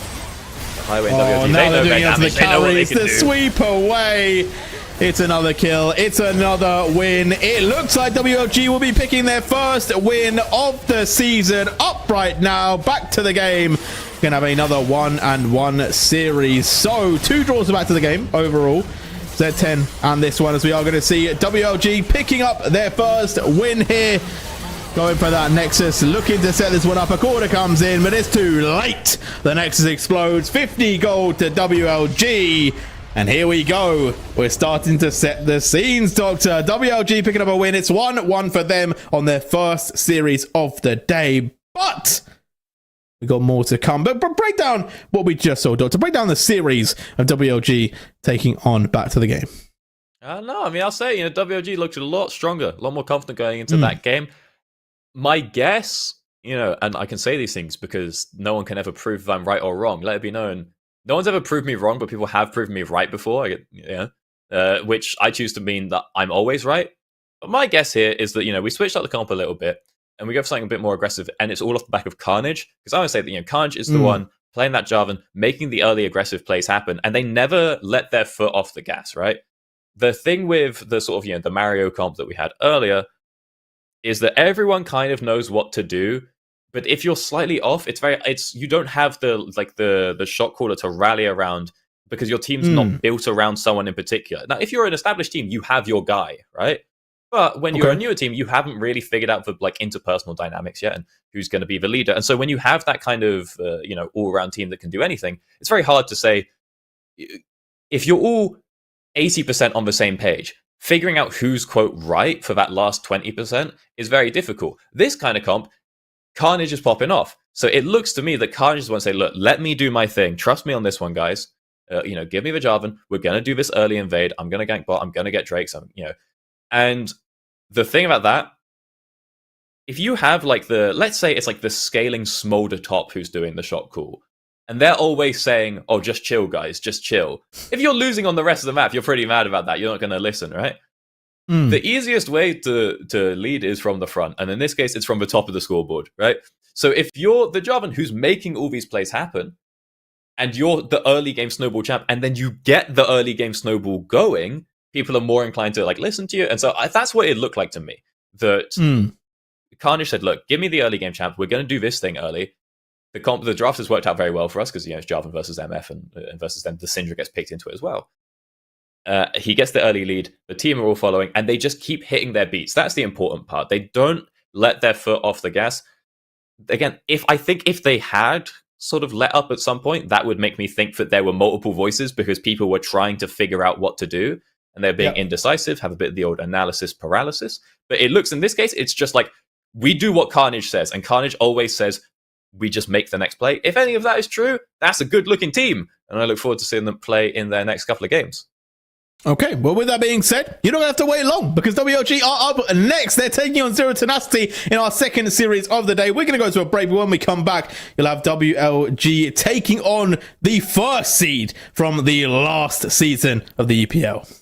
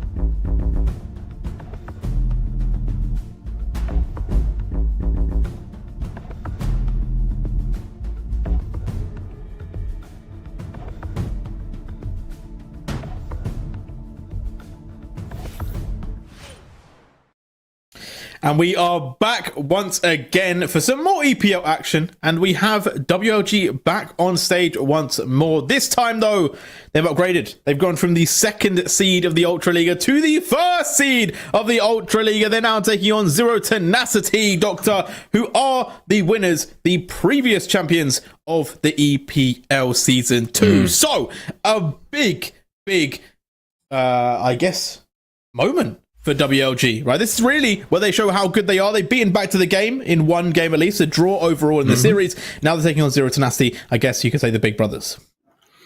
I liked what I saw last game. 20 minutes ago, when we saw them switch it up a little bit. Of course, those Zero Tenacity, pretty well established team. We've seen these guys before. We see them all over the block, and of course, like you said, they won last time around. So, if WLG are going to do something similar, there's the note for Zero Tenacity have just seen them do it. But also, it maybe it's something Zero Tenacity are a bit more used to playing against. Maybe they know how to deal with that kind of early pressure, and they know how to punish it appropriately. Maybe they see the invade coming, the whole lane swap thing, whatever that was. So that was initiated by Back to the Game. The lane swap? No, because it was off the back of the invade from Jarvan. No, but the bot lane was already in the top side. Either way, who knows? We'd have to go watch that one back. I thought it was from the bot lane, you thought it was from the top lane. It doesn't matter. Either way. The Jarvan invaded. No, the Maokai invaded. You're right. I got it the wrong way around. But the Jarvan also invaded, just on the other side. The Jarvan did also invade. Yeah, there was a lot. Doctor, there was so much in that first started at the chickens, early game. let it be known. He just had to leave very quickly. I want to say the big point that I will say, the biggest difference between Back to the Game and Zero Tenacity is Zero Tenacity, they are good on the early games. They are the early game monsters. They will take the game from you from the early and just run the game down. So there is definitely a lot more pressure going to be put out from 0-10 than there was coming out from Back to the Game in those first 10 minutes, but the team fighting still matches up as well. So a lot to definitely note down there. Obviously, we're going to see the misfortune this time picked up by WLG, so a little bit of a switch up there. They themselves are now going to have the bullet time. Was Zero Tenacity gone for that Jhin Rel, which is a combo I wasn't necessarily expecting? Yeah, I'm a bit spooked here. Once again, the Braum has gone through and the MF been picked up. I'm a bit curious here because both teams now have super immobile ADCs, and yet Rel isn't a long-range engage. Leona is, but then also things like, the Vi and the Jarvan, the Xin Zhao, these are all still open. So I kind of feel like this is just not going to be a fun game for either ADC, because I'm kind of thinking that we just see Vi Jarvan as the next two picks, right? If we see the Lee Sin, that one's a little weird. I'm going to be honest. I don't think we need that one. I think that's not going to help out too much. I think we have other options. We have better picks. We have many things we can play here, but are not. You can even see the Jarvan again. Maybe we just, it went well. It was a good time. What's Jhin going to do when you ult him? It works nicely with the composition as well. But Xin Zhao going to be picked up here. I'm not going to lie. I don't know how you see it, but I always see Xin Zhao as a little bit of B-Tech Jarvan. I feel like... Yeah. I do think Xin Zhao has a lot of potential, and I guess does also have a lot more survivability. But with his composition, I feel like Cataclysm is just top tier here, no? Yeah, I would say they do slightly different things. In terms of just raw diving someone, when you look at Xin, Vi, and Jarvan, Xin is the weakest, right? Jarvan has his he'll lock you in. He might get multiple people, and he'll guarantee follow up or get a flash, right? You compare that to Vi, who is going to lock down that individual. They're not flashing out of a Vi ult. They can buffer an Ezreal or something. It's a joke, but they're still going to get hit by that thing. So it's more consistent, right? It's guaranteed every time, even though the actual overall duration is shorter. And then you have Xin, who's kind of neither of those. He doesn't fully lock them down. He's just going to get one stun, right? He's getting his little knock up, and that's it. But he has a lot more damage, especially early on. He can target swap. He can jump in on one person and then move on to someone else, which Vi Jarvan can't really do. And he's also the tankiest, right? Because he can't get hit by anyone outside of the ult. So they all do different things. In this case, I'm like, okay, yeah, you jump on the Xin, and then if the Rel tries to peel, you disengage it. But I'm sort of in the same boat. It's I think I would have just preferred the Jarvan at this stage in the draft. There could well be something that they're cooking up further on down the line, which will go much better with the Xin. It could also be that it's just hey, we just played Jarvan. maybe they know what kind of like early plans we have with that champion. So let's switch it up. Let's not just lock in the same thing twice in a row. Yeah, Orianna going to be picked up by Zero-Tan before we went into the second ban phase. And the second ban phase has gone kind of how you would have expected, right? Azir, Hwei banned away, taking them out of WLG's pool. Vi removed by WLG, so cutting down the chance of Blue Azure to really get those early game junglers going. And no Kha'Zix either, which I am a little bit surprised by, because I feel like Kha'Zix often doesn't seem to end up doing that well. Yeah, weird ban on that one. I mean, I don't know. I'll be honest, I ain't seen too much Kha'Zix recently. What can I say? Although I will, one thing to note is that like, as champion, you either could have the Orianna get someone low and then Kha'Zix finish them off, or the Kha'Zix get someone low and then Jhin finish them off, right? So I do sort of see the angle from that perspective, that he plays nicely with those two. Instead, we just gone for Nocturne. It's like, this one kind of just could have been a Jarvan, right? Like, well, no, it couldn't, because this has the guaranteed ball delivery. Fun fact: if Ori, I think it's something like if Ori buffers her ult as you leave her tether range, the ball will snap back, but the ult's still gonna go through, right? So if Harpoon ults it in, if Kofta slams the ult before Harpoon leaves, Harpoon will sort of leave the circle, and whilst the ball should be snapping back, it will be spinning and drawing in the ult. Then it will pop, and then the ball will go back. So you can make it a guaranteed ultra long range engage form, and not need to have the Ori close as well. So that is going to be nice when it comes to jumping in onto the MF. But like, I'm looking at the comp, and at that stage, it's just MF that we have to jump on. Nocturne very all in, and now what's the response? Oh, we're going to pick up like LeBlanc. It's like, well, now we don't have anyone else to jump on. So the Nocturne, all they're going to do is shut down the MF, but in theory, any jungler could do that by just yanking early and making the MF weak. So it kind of seems like we've not got a lot going on here. We now also have the Camille, which is kind of just doing the same thing. So I'm not this is a question of one, but again, if you do get the ball, if you get the ball rolling early, which is what Zero Tenacity do, then none of this matters, because you're like, oh cool, now we just have two really strong dive champs, and we're going to go around one hitting everyone. So it's a little bit, it feels a bit high risk, medium reward to me. But I'm a little bit surprised with LeBlanc. I'm a bit surprised with the LeBlanc, because I feel like we've got consistent damage coming out from the Misfortune. We have decent damage coming out from Xin Zhao. But then I would have expected some more like team fight orientated damage. Like, they got the LeBlanc, and I feel like if LeBlanc doesn't get ahead, it feels like they can be a bit underwhelming, right? And we say, okay, Misfortune is not very mobile, neither is Jhin, but Jhin at the start of a fight can be like, way back when. That's the stats he takes. And everyone else is like, hey, yo, Jhin, I'm coming to get you in like 3 hours, right? Because they have to go through the whole team and then some to get towards the sniper, right? Whereas the Camille, the Nocturne, they're going to dive straight forward. Misfortune has to be decently close to the fight. So I feel like LeBlanc is going to have to get on some really big flank angles to really kind of maximize the kill onto Jhin potential here. And I don't know if the LeBlanc is going to get that far ahead, right? Because Orianna, as we already said, is just a very simple laner to not lose lane on. Yeah, I'll know that with the Jhin, though, the thing is that, so Jin's obviously just terrible at dealing with front lines, because all his damage is execute damage. He doesn't actually have any upfront damage, which is what he needs that to come from someone else, right? And that's probably going to be the Orianna, or the Nocturne. But again, problem is, the Nocturne, the Orianna is probably comboing with someone, and that someone is probably jumping onto the backline, right? Maybe Ori just gets a big wombo, but if you have your Camille, your Camille shouldn't be there, and if you have your Nocturne hitting frontline, something's gone wrong. So even though Jin's going to be 5 miles away, his ult's not going to be very useful, because it's probably only going to be hitting, like the Leona or whoever it's going to be. I'm just saying. And in terms of like the flank as well, good news for LeBlanc, she's got a lot of dashes. So LeBlanc's never going to be coming from the front anyway. So she's not too worried about how far away Jhin is and having to get through a whole front line, because she is always going for the flank. And the joys of LeBlanc is that she doesn't need to come from like all the way around the back as a flank. She can come in from the sides. Like if you imagine, let's say Jin's at like tier 2 turret mid or something, somewhere around there, and the fight's happening just outside tier 1.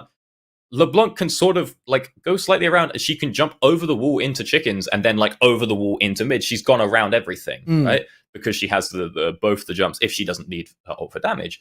And even if she does need it for damage, if Jin's in the middle of his ult, he's got to cancel that thing or die. And if he cancels it, jobs are good and we don't need to kill him. She can just snap back. So I think that there's a lot of options for LeBlanc here to deal with that one. But again, like, it's just a lot of dive for just an MF. Like, I think my biggest take, though, is we said it in the last game, MF, in mobile, when they bullet time, can easily get dove on. Who's good at doing that? Nocturne and Camille. And I feel like if the misfortune goes down, so much of the damage from WLG dies with her. So there is a world for me where, you know what, maybe they're going to suffer the same pain that they dealt out to Back to the Game, in the fact that if the misfortune goes down, well, then that might be the end of your team fight. And I feel like it from the other side, Camille, Nocturne, Orianna, they got a lot of potential to keep hitting. And Jhin, yeah, okay, he has to reload, but that's still 4 shots in the chamber plus the ultimate there. It feels like he will get a lot of utility and a lot of damage throughout the fight. And also, if we kind of have a little look at like the bigger leagues like the LEC and stuff, Jhin also just utilized for that W, right? Can just lock people down from a mile away and really play a big role. I'm thinking about this comp, and I'm going to say that, like, if we look at the damage, like, if we put damage on a scale of 1 to 10, right? Team fight damage, particularly, it's like the MF is like a 15 or something, right? Because she's just AoEing like 5 people. She's way more, above and beyond just all the damage of the team. But then if I look at the, what you call it, the Xin Zhao and the LeBlanc, it's like Zin's like a 2.5, LeBlanc is like a 5, you know? It's like they've both got some damage, but neither of them are really going to get anything like done with it. Maybe LeBlanc one hits for Jhin, Hog. But, you know, given that their available, their access to targets and like basically who they can hit in terms of like, because they're a champion, who can they reach? And then also in this game, who are the other champions that they just actually can hit? I'm like, they as a 2 don't do enough without the MF, but then the MF does enough to not need both of them. So it's like, you don't want to make a comp that's who's all doing in. 30, you know? Like, yeah, the Ornn's doing nothing, bro. So it's like, you don't want to make your comp all in on just the MF, obviously, because then she dies and it's over. But then the guys that are going to replace her when she dies, they need to do a little, like, they need to do something. I guess, actually, the major caveat of this is that the way that MF dies is once she starts ulting. And that means that she has started ulting, so she has done a bit of damage on the way out. Like, if she pops ult and gets knocked annoyed, she's getting like 3 or 4 waves off that thing before it all goes wrong, right? So maybe that's the caveat. Maybe that's what it's going to take, is that, yeah, MF's going to die every single fight, but she's going to get a fair bit on her way out. And then, you know, Xin Zhao and LeBlanc can clean it up. Well, that is the hope of WLG, right? That is their hope. But we also got to talk about that top lane, right? Camille versus an Ornn. That's a tale as old as time. And Camille definitely going to be a little bit scary if that doesn't go too well early on. Yeah, not looking great for the Ornn up there. I am interested in what the state of Camille is at right now. It's just a whole thing. She's always been in a weird spot. But it's actually early on, not like too atrocious for Ornn. Obviously, he does a lot of mixed damage, which makes it very difficult for Camille's shield to get value. You think if she ever jumps on if you're the Ornn, essentially you hug a wall, and if Camille ever hook shots onto it, you eat it. And now the timing is hard to hit, right? Because the wind up on Ornn's charge is so high. But if you do it like, if you time it right, basically, you can just knock her up as she gets to the wall every single time. A similar sort of thing is with what you call it, when you're playing I think it's Camille versus Jax, and it's like the Camille has to hug the wall, because if she hook shots onto it, Jax is just going to press E. The only way to ever get a kill on Jax is just or to even like pressure him, is to hug the wall and just double tap E before he can respond. This is kind of the opposite. So Ornn has to hug the wall.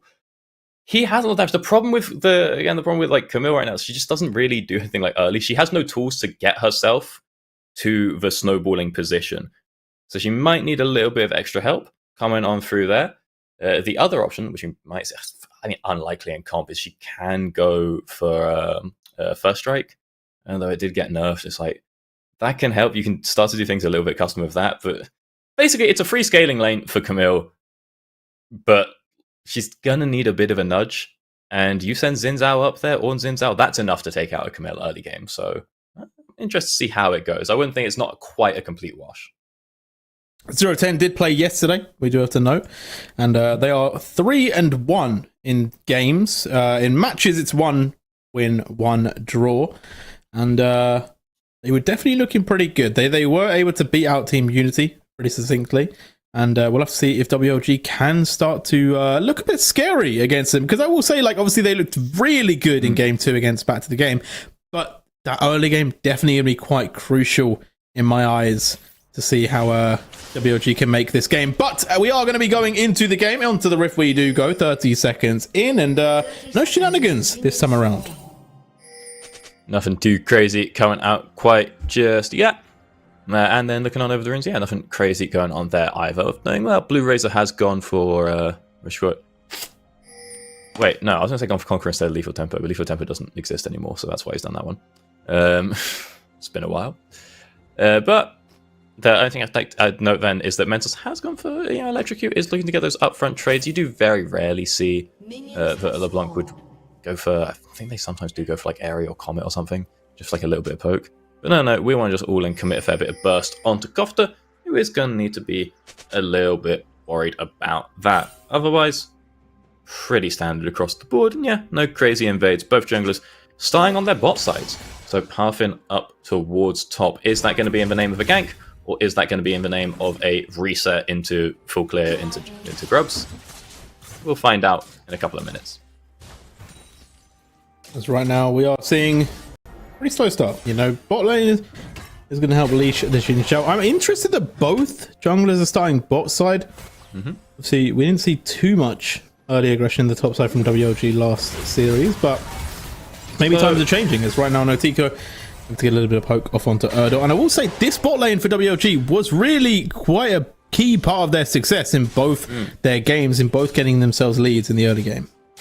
Just a quick note here is that Carnage has gone ahead and picked up a health pot, which is not, very useful as a jungler. We all know these days you don't really need that to get through your clear. What you do need it for is if you want a bit of an early scrap, Going through your clear on 30% health is all well and good. If you plan on ganking at the end, you want to force that one down mid, you want to make sure that you're nice and full health if you're going to gank, or if you're going to go for an invade, test a crab, something like that. So just keep an eye on Carnage, because I'd be surprised if they did a full clear and reset after picking up that health pot.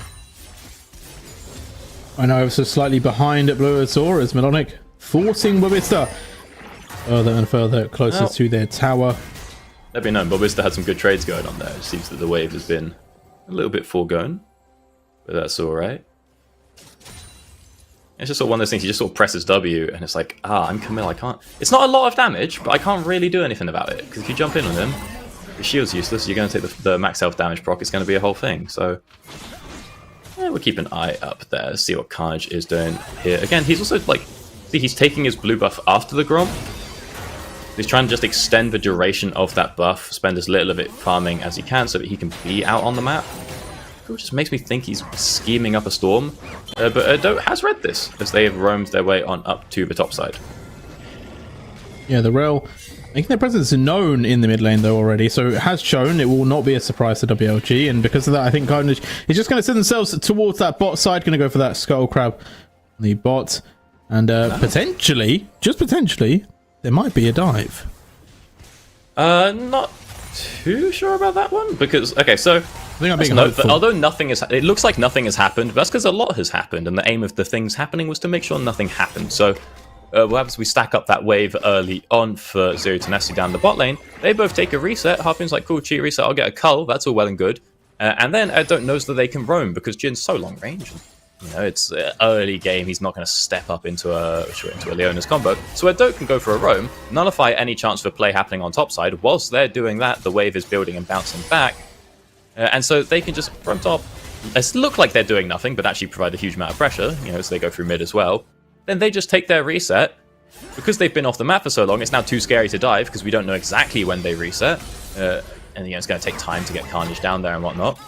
So, yeah, we just, WLG, they just reset as well. It's like, cool, we've stopped the top lane dive, and nothing bad has happened. And so, this is, again, I was like, it looks like nothing happened, but a lot did. And it was a very good play coming through from Zero Tenacity, which is the early plans there. As a bit of engage comes through, but it's a bit too early. Carnage isn't there to follow up.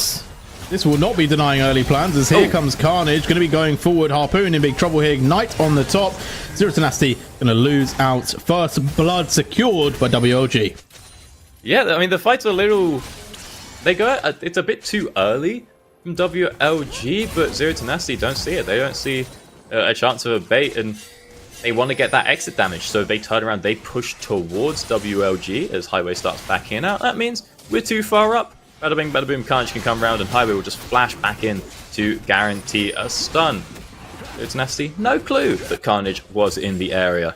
And as such, they're going to go on down there and hand over a Drake as well. So it's taken a little bit longer, but Carnage is on the board. We've got that early play going, and we've picked up a Drake as a reward.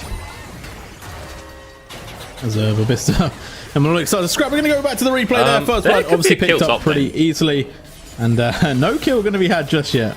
I mean, Babista was level 6. I saw he was putting out a fair bit of damage, hit level 6 when Melonic wasn't. But there was a world he just looks to send it, but it seems like the, I was going to say the biscuits, but they haven't been used, but at the very least the potion has put in enough work, and if Melonic needs to slam those biscuits, they definitely can. This Blue Razor gets found out here on the grubs. But yeah, Babista now looking for a bit of damage. Goes for the ultimate. No, he doesn't trigger the ultimate. He's played himself. Oh no, but they might be able to turn this one around. WLG is starting to scrap for the grubs. Blue is all going to go aggressive, looking for the kill, but here comes Babista. First blood going to be taken down, but it is a trade. Kofta moving up as well. Now in big trouble, going to have to flash over this wall because here comes 3 members, but maybe they can buy some time. Harpoon is on their way as well. A scrap on the top side is going to go the way of Babista, and now 0-10. They're all moving in. They're all going to die. Harpoon picks one back up, but can they get more? The 4th shot has been utilized, and no kill succeeded. Tenacity, a very scrappy moment, do manage to pick up a couple of kills themselves, but losing a lot out of it. There's a world that could have gone even crazier if Melonic would teleport back up to top lane. But they make the safe play. They say, okay, I'll just TP bot. I'm not going to get any kills out of it, but Nautico isn't going to get any plates. In fact, they actually end up using their flash off the back of that. So Melonic can be pretty happy with that play. But I tell you, it's a very different grub. If Babista either gets the kill, with his ult there, or if he just doesn't ult at all and he has the ult for the grub play, that could go real different. But ultimately, it's nothing too major. Only one of the grubs was even picked up, so we might just see the same thing happen all over again in another minute or two. WLG really showing that they care quite a lot about the neutral objectives here. They've read the page, they've read the memo of Zero Tenacity. They love an early game, they love a big lead. So instead of just allowing them to get the ball rolling, they said, you know what, we're going to put a stop to these tracks. Taking Dragon and the Grubbers right now. Babista actually having quite a good time in this lane, but I feel like once we get one item on the Camille, it's going to start to go a bit different. Yeah, I just know he's gone ahead and grabbed himself a Bramble Vest, which just doesn't really do a lot versus Camille. I mean, technically, yeah, you're going to negate some of her like grasp healing and stuff like that, but Camille's not getting the early healing out. She's not autoing you too much outside of her ult to the point where the damage is going to matter. And whilst that's going to be like nice later, I guess, at some point in the game, not only is it a major delay on your first item, but also like you do actually as the Ornn have an opportunity, I think, against the Camille early on. But you do need to, to play into that. So getting something like, the Bammies early, it's like, yeah, that's a bit of damage, because your plan here is you just see right there in that trade, you can just sort of burst her a little bit and back off. This is 800 gold that's not really helping towards that win condition, and just means that your window of time to, play into Melonic is going to decrease pretty rapidly, because once she gets that Triforce, it's over. You're not going to be able to punish her as hard before that point, and now she's just going to ult on in and bring a Nocturne on too. Yeah, Nocturne going to drop the paranoia, the stuns, the fear. It's all too much. Babista going to be taken down. Precision Protocol to pick up the kill. Melonic and they start to feel a little bit more confident, a little bit more dangerous for the side of WLG. Now, to be fair, don't know what would have saved him there, If Babista, the only thing he would have had instead of the Bramble would be a Chain Vest, I don't know if that gets him out of that one alive. Or maybe, 2 rubies or something like that. So it's probably not too deep. But he does go on down, doesn't have teleport, and of course use that flash to confirm a kill in the last fight. So it's pretty easy pickings. And that means that Blue Razor is also going to be able to move through and grab those other 2 grubs. And he gets them in time. So we will have the next one spawning before that Rift Herald comes on through. Definitely going to keep an eye on that one. Dragon also going to be coming up in 30 seconds, so I do wonder if we do see WLG keeping priority around that objective for themselves. They are ever so slightly behind Zero Tenacity, but I do believe a lot of that gold is in that top side. So definitely one to keep an eye on, as we are seeing Blue is making their way down OTPs from the top side, but Carnage right now in the mid lane looking for this gank. Kofta with a nice shockwave does buy some time, and Mentos going a little bit far, getting a tower shot, and we'll have to back away. I might take it back. I'm not actually sure when he got the kill on the final grub, so I don't know if they're going to respawn. We're probably not getting 6, that's for sure. But we do have quite a few people moving on into mid lane. Bobista has the ult. He is going to use it. Kofta low. Mentos just going face first. There. Kofta trying to get away. Does have the movement speed. Able to walk away. No flash though. And we picked up by Carnage. Odo trying to turn this one around. But the bullet time from downtown will pick up the kill. So WLG really proactive around this dragon. Bring all 5 members to the play. Yeah, the bullet time seems a little bit overkill, but realistically, it doesn't matter. We just want to get the kill onto Nautico, and that's the only way they can do damage from such a distance. We're going for it. We're going to go ahead, grab ourselves that kill onto Kofta, and that's actually going to be Mentos that teleports up into the top lane, because Bobista's had a couple seconds left on it. So we defend that turret. That is 3 plates that have now been picked up by Melonic, so again, just keep an eye on that. The Camille is scaling up, not really being punished in the early game too and almost much 30 CS ahead. At all, really, because, yeah, 30 CS up. So now they've gone ahead and got themselves a Triforce, and now it's a problem. Because before, when you look at, like, you know, either in terms of like poke or a bit of burst, Ornn actually wins that. You know, he has a lot of base damage on his abilities, and again, things in terms of like the thinking about the shield and stuff like that, he just sort of wins any short trade, or a little bit of burst can outrange her as well. Now there's a Triforce, so Melonic just does the same thing that Camille's been doing every game for the last, 6 years or whatever. You Q a minion, you get your Triforce Q2, you hookshot in, you hit them, and then you just walk away, and you've just done like 300, 400 damage, true damage for free. So now it gets a little bit scary, as Bobista is going to start to struggle in that top lane, because he won't be able to match that damage from Melonic anymore. Melonic just trying to ignore him, walk up, get a turret hookshot back in, boom, bit of damage, and there's nothing he can really do about that. And important for Melonic as well, that Melonic hits the turret, that's going to put true damage onto it as a dot, so you can just make that same play again, and you only have to hit the turret once. Even if it doesn't, the damage isn't enough to get the plate, which I think it will be, you're still going to be able to go ahead and get the plate just from the burn afterwards. So good times all around for Melonic. A little bit scary for WLG, who haven't quite managed to explode their early game lead in the fashion that they might have liked, because we're pretty much dead even on the scoreboard. Yeah, definitely looking at Nautico once again. Really start to pop off. I will say Carnage having quite a good game. Is able to do quite a lot in this one, but can they maximize this advantage? That is the big question that we're all asking. Is right now Bobista still trying to trade with Melonic, but it's just not looking as good anymore. And we are going to see Paranoia into the bot side looking for this player. We talked about Carnage doing well.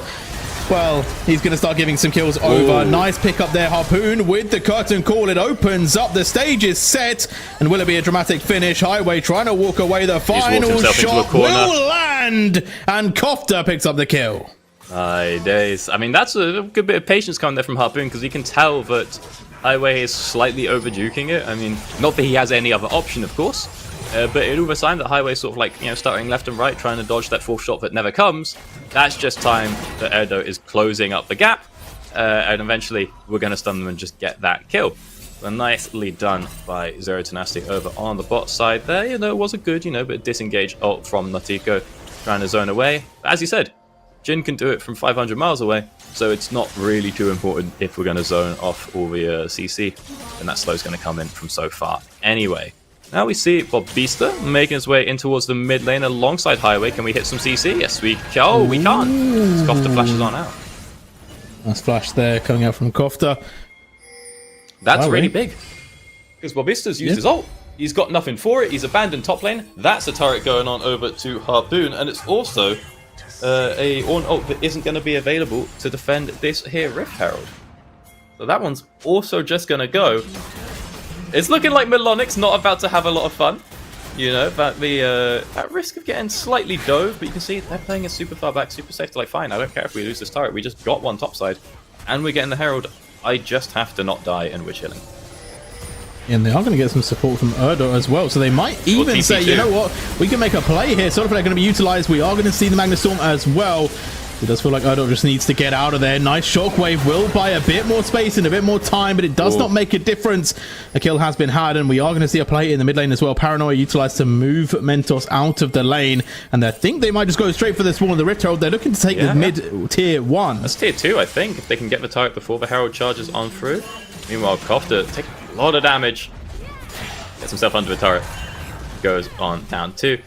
The Herald does not get a second charge off, so we won't be putting damage onto that tier 2. But I'll say, yeah, I like the Paranoia a lot in terms of forcing Mentos out of that lane, but also just scaring people down bot. Like, I don't think they ever think that the Nocturne is coming. Maybe they do. I don't know if they had intel on him before the fight or not, but just trying to turn off their vision, just making it harder for the team to coordinate. I think if he drops that a little bit earlier, there's a world where maybe, just maybe, Erdoke can live. But it's a valiant effort either way. And again, we trade turret. In fact, don't even lose the bot lane turret. So really it's just mid turret for a kill. But the Herald was used, so we're not going to have that in terms of being able to break open second turrets or anything like that. As once again, we make our ways back out onto the map. This time for the Drake spawning in just 10 seconds. This time I do feel like Zero Tenacity, they are starting to pick up their tempo now, ahead by almost 2k gold. Should be feeling a little bit more confident. However, they haven't moved Melodic just yet. Melodic does have TP though, so can join fast. You're going to see Blue Azor getting away from Highway, pulling them quite far as Mentos. Now the next one to jump forward gets the chains. A nice flash from the jungler of 010 will get them to safety. However, the Dragon now still the prize. No Paranoia, so going to be a little bit difficult to just dash in there. And still no TP from the top lane. Melodic not jumping in just yet as Erdo going to start this one off. Nice. Deadly Flourish there to lock down Highway as here comes the curtain call, starting this one off. The Orn Horn comes through, but Harpoon will be able to get that kill. Now the TP coming in, Melodic is there, dashes on to the misfortune. We talked about it, Otico is dead and Melodic is just only beginning. Mentos going to fall down as well. The Camille has arrived and WLG have died. My days, I thought the fight looked pretty bad, honestly, for Zero Tenacity. Blue Razor having no ult and being forced to flash out. He's just completely out. There's no one can walk up, no one can do anything. The WLG, they take a bit too much time. They're not committing onto any play. They're not rushing down the Drake or engaging whilst the Nocturne is out of action. Of course, they probably thought the Paranoia was up, but it wasn't. So whilst they're taking their time, the Drake ends up resetting, and this play just goes on for so long that eventually Blue Razor can ult, and when he can, we saw exactly what we described. The Camille and the Nocturne both just jumping straight on into the MF, and the beautiful part of that is that because MF dies so quickly, Camille does not have to commit the ultimate, meaning that, you just jump in, you get the move speed off of 1Q, you just ult through onto LeBlanc instantly, and you ult before the clone comes on out. But now, there's no jumping out, there's no clone shenanigans, you can just kill her once she becomes visible again, your Q's fully charged up. So that's lovely stuff. Coming on through from Zero Tenacity. They even managed to get themselves the Drake as well. Drake picked up another tower secured by Melodic. It is all going well for Zero Tenacity at the moment, extending their gold lead as well to about 5k now. And it's a long way back for WLG. And I will say, Doctor, it's what we talked about earlier about Notico being the main carry. If Notico goes down, it might just be over as a play in the top side is occurring. But they just cannot get the lockdown onto 010.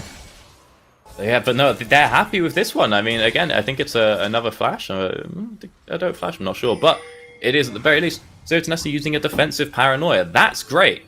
If the only thing that can kill Notico is Paranoia, let me know they did the combo in that fight as well. We did have the Oriana deliver the ball in once Nocturne went out of range. If that's not an option, then we're absolutely chilling. So, whilst Paranoia is down, is there an option for a play to be made? Can we group up on mid? Can we get the MF overextending to go for that mid turret? Or is it kind of just like we gave it a go, didn't get anything, and we're all going to go on our merry ways, as it looks like WLG are not trying to pressure anything too crazy here. But at least has to be a little careful, though. You don't want to be fighting the Camille when she's got the... Melodic, however, is pressuring. Right now we are going to see Blue Azor taking on Carnage as well. Notico is in the vicinity, but not going to be able to join the fight. Then Curtain Call also corralling WG to the bottom of this lane, and Melodic picking up another kill. 4-0 now, looking so powerful. And this Camille is starting to get a little bit out of hand, and if you're Notico, you've got to be worried. Yeah, I mean, now that Camille's got a Triforce, it's a lot scarier. She can jump in, she can go all in. Again, items. I don't like being that guy. But we look at it, it's like the Thornmail. It's like, what's it really doing? Yes, when she hits the E and she ults, she's going to auto you a lot for sure. But clearly, it wasn't enough there. Obviously, I'm saying this in hindsight, but I said it earlier as well. It wasn't really enough, and Melodic was pretty low at the end of all that play. So, well, you could argue some of that was because of the Bramble Vest, reducing the healing. At the same time, it's like, well, does that not mean if we just bought the Bramble Vest and then finished for Sunfire Cake instead of doing the other way around? Oh my god. Is there maybe a chance to turn that around? I don't know. Oh my god. I know Melonic's taking a lot of tower shots here, but the damage from Precision Protocol and getting the TP out of Mentos, massive plays for pretty much Zero. And look at where Zero's head are. They could realistically start the Baron, but they're not going to go to just yet because there is a bit of vision around. Melonic's mega chilling because let's say it again. They've got lifesteal in terms of the Hydra. If you don't auto someone, the Bramble does nothing. And so whilst they can go nice and low here, all they have to do is just auto a wave or two, and we're going to heal back up to full as long as they don't, try to trade with Ballista during that time. So give it a minute, at this point 30 seconds, Melonic is going to be full health, especially with the Crux spawning on up. And so again, whilst they're low, we're trying to capitalize on this. You can see a Highway and also Carnage making their way down to the bot side. And it's like, fellas, if you commit to that play, you are losing Baron, right? They've already got no control of that western quadrant. It's not... Tenacity aren't quite in position to go for it just yet, but... Melonic finally might go down here. Hookshot does get them away. Carnage, though, able to jump straight back in, and the Paranoia obviously buying a little bit of space and a little bit of time as they are going to be able to take the tier 2 in the top side, but all in all... Pretty nice play, I would say, for the side of WLG to get Melonic, but they are still losing a lot for it. Yeah, I think they can lose Baron for that. But fortunately for them, Zero Tenacity choose the top side. They choose the turret. They choose the kill on LeBlanc. Big note, at least for WLG there, is that turret gold was split 4 ways, right? The tier 2 turret, that's 700 gold that can go to just one person. But instead, it ended up being like 200 with the extra global gold as well, split between everyone. And so it's, well, not even everyone, but between 4 of them, it's like, okay, I don't really care if their AD gets 200 more gold. I care if Camille gets 700 more gold, you know? Oh no, no, they might care if this play happens though. Right now, Harpoon is so aggressive, so powerful, the curtain call comes out and Notico has to dodge. Can they go left, right, not down the middle? It is going to be a double kill for Harpoon, splitting open the map almost by themselves. So Dota with a nice entry into that fight, and Baron is on the table, Doctor, and I feel like we're looking at the end of days for this first game. Yeah, it's not looking good. I mean, there was nothing really nothing going on there. There was no real fight to happen. It just sort of did. As we step a little bit too far up, and Dota makes the punish. Now everyone moving on into this Baron. It will be picked up, and not only that, but because Carnage and Notico are the guys who go down, the actual damage sources, we can't even trade it for a Drake. Which means that Zero Tenacity are just going to go ahead, take a reset, make their way on down to bot side, and see if they can't get both of the objectives. Really nice fight there, and what I gotta say is Harpoon, very aggressive player, but also look at the levels. Level 15, the level 12 of Notico, been able to just sit, soak experience, and build up their power. Oh, hold on though, because here we go. WLG looking for their opening. I don't think they're going to go real low here, but what will they trade it for? Notico in the backline, untouched at the moment. Copter though, going to be able to help pick up Highway as Carnage going aggressive onto Harpoon, looking for the kill. One more shot will do it, and they will pick up the jungler for WLG. Now can more occur? The LeBlanc could be taken down as well, and it feels like Zero Tenacity are just so powerful they don't even need multiple members because we've just got Melonic pushing in the base. Yeah, because the whole time that's going on, I'm just looking at the health bars of Melonic and Ballista. I'm like, they're not moving, which means they're not hitting each other, which means Melonic is hitting the turret, and later on the inhib as well. And nothing comes out of that one for WLG, and you can see, Carnage tries to go for the dive. He just doesn't have enough damage to Harpoon. And I love from Kofta dropping the ult on Carnage for 0 damage, as a 24-minute LeBlanc, because they just want that little tiny bit of extra Melonic going for the plays.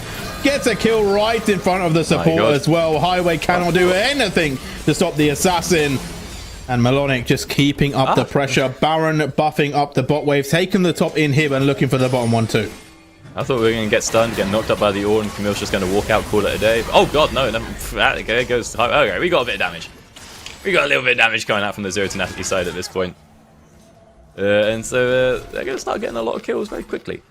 As we push on in that bot turret and get the mid-wave coming on through too. That's Baron empowered. Doe just sending it on through.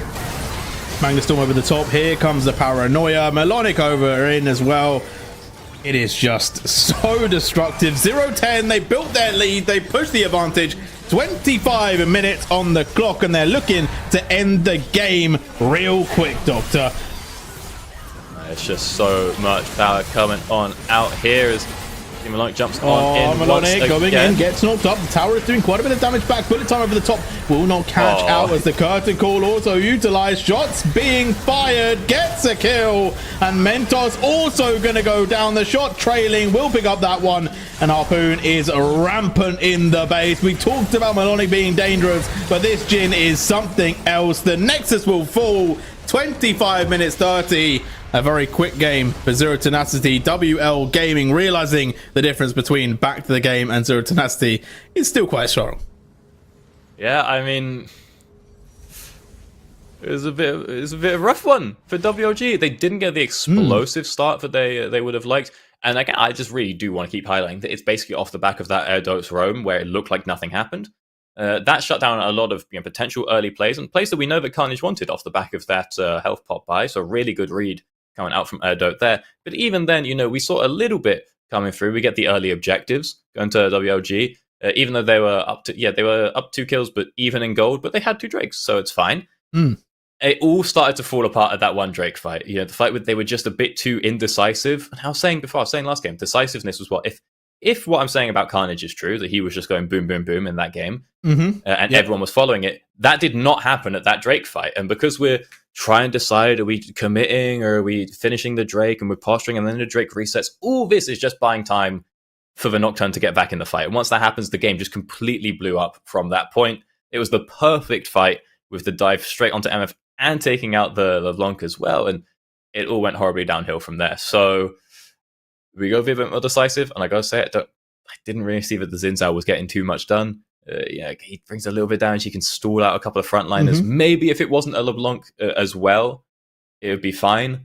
If they had someone who was a bit more consistent damage, like a Syndra or Orianna, something like this. But I don't know. It's other than that one fight, it was okay for WOG. But again, there wasn't the je ne sais quoi. It was okay. And to beat Zero Tenacity, you can't be okay. You've got to be pretty damn good.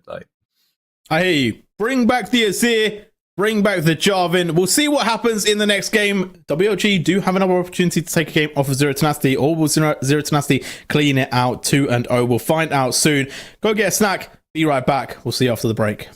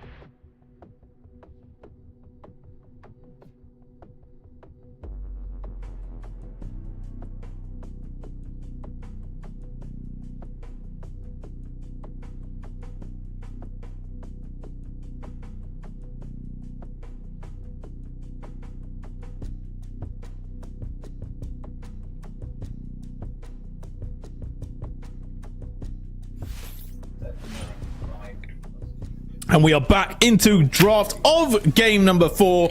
Oh. Results keeps telling me, so we have you believe. I don't know what he's saying really, but either way. You're saying you don't believe it's game number 4?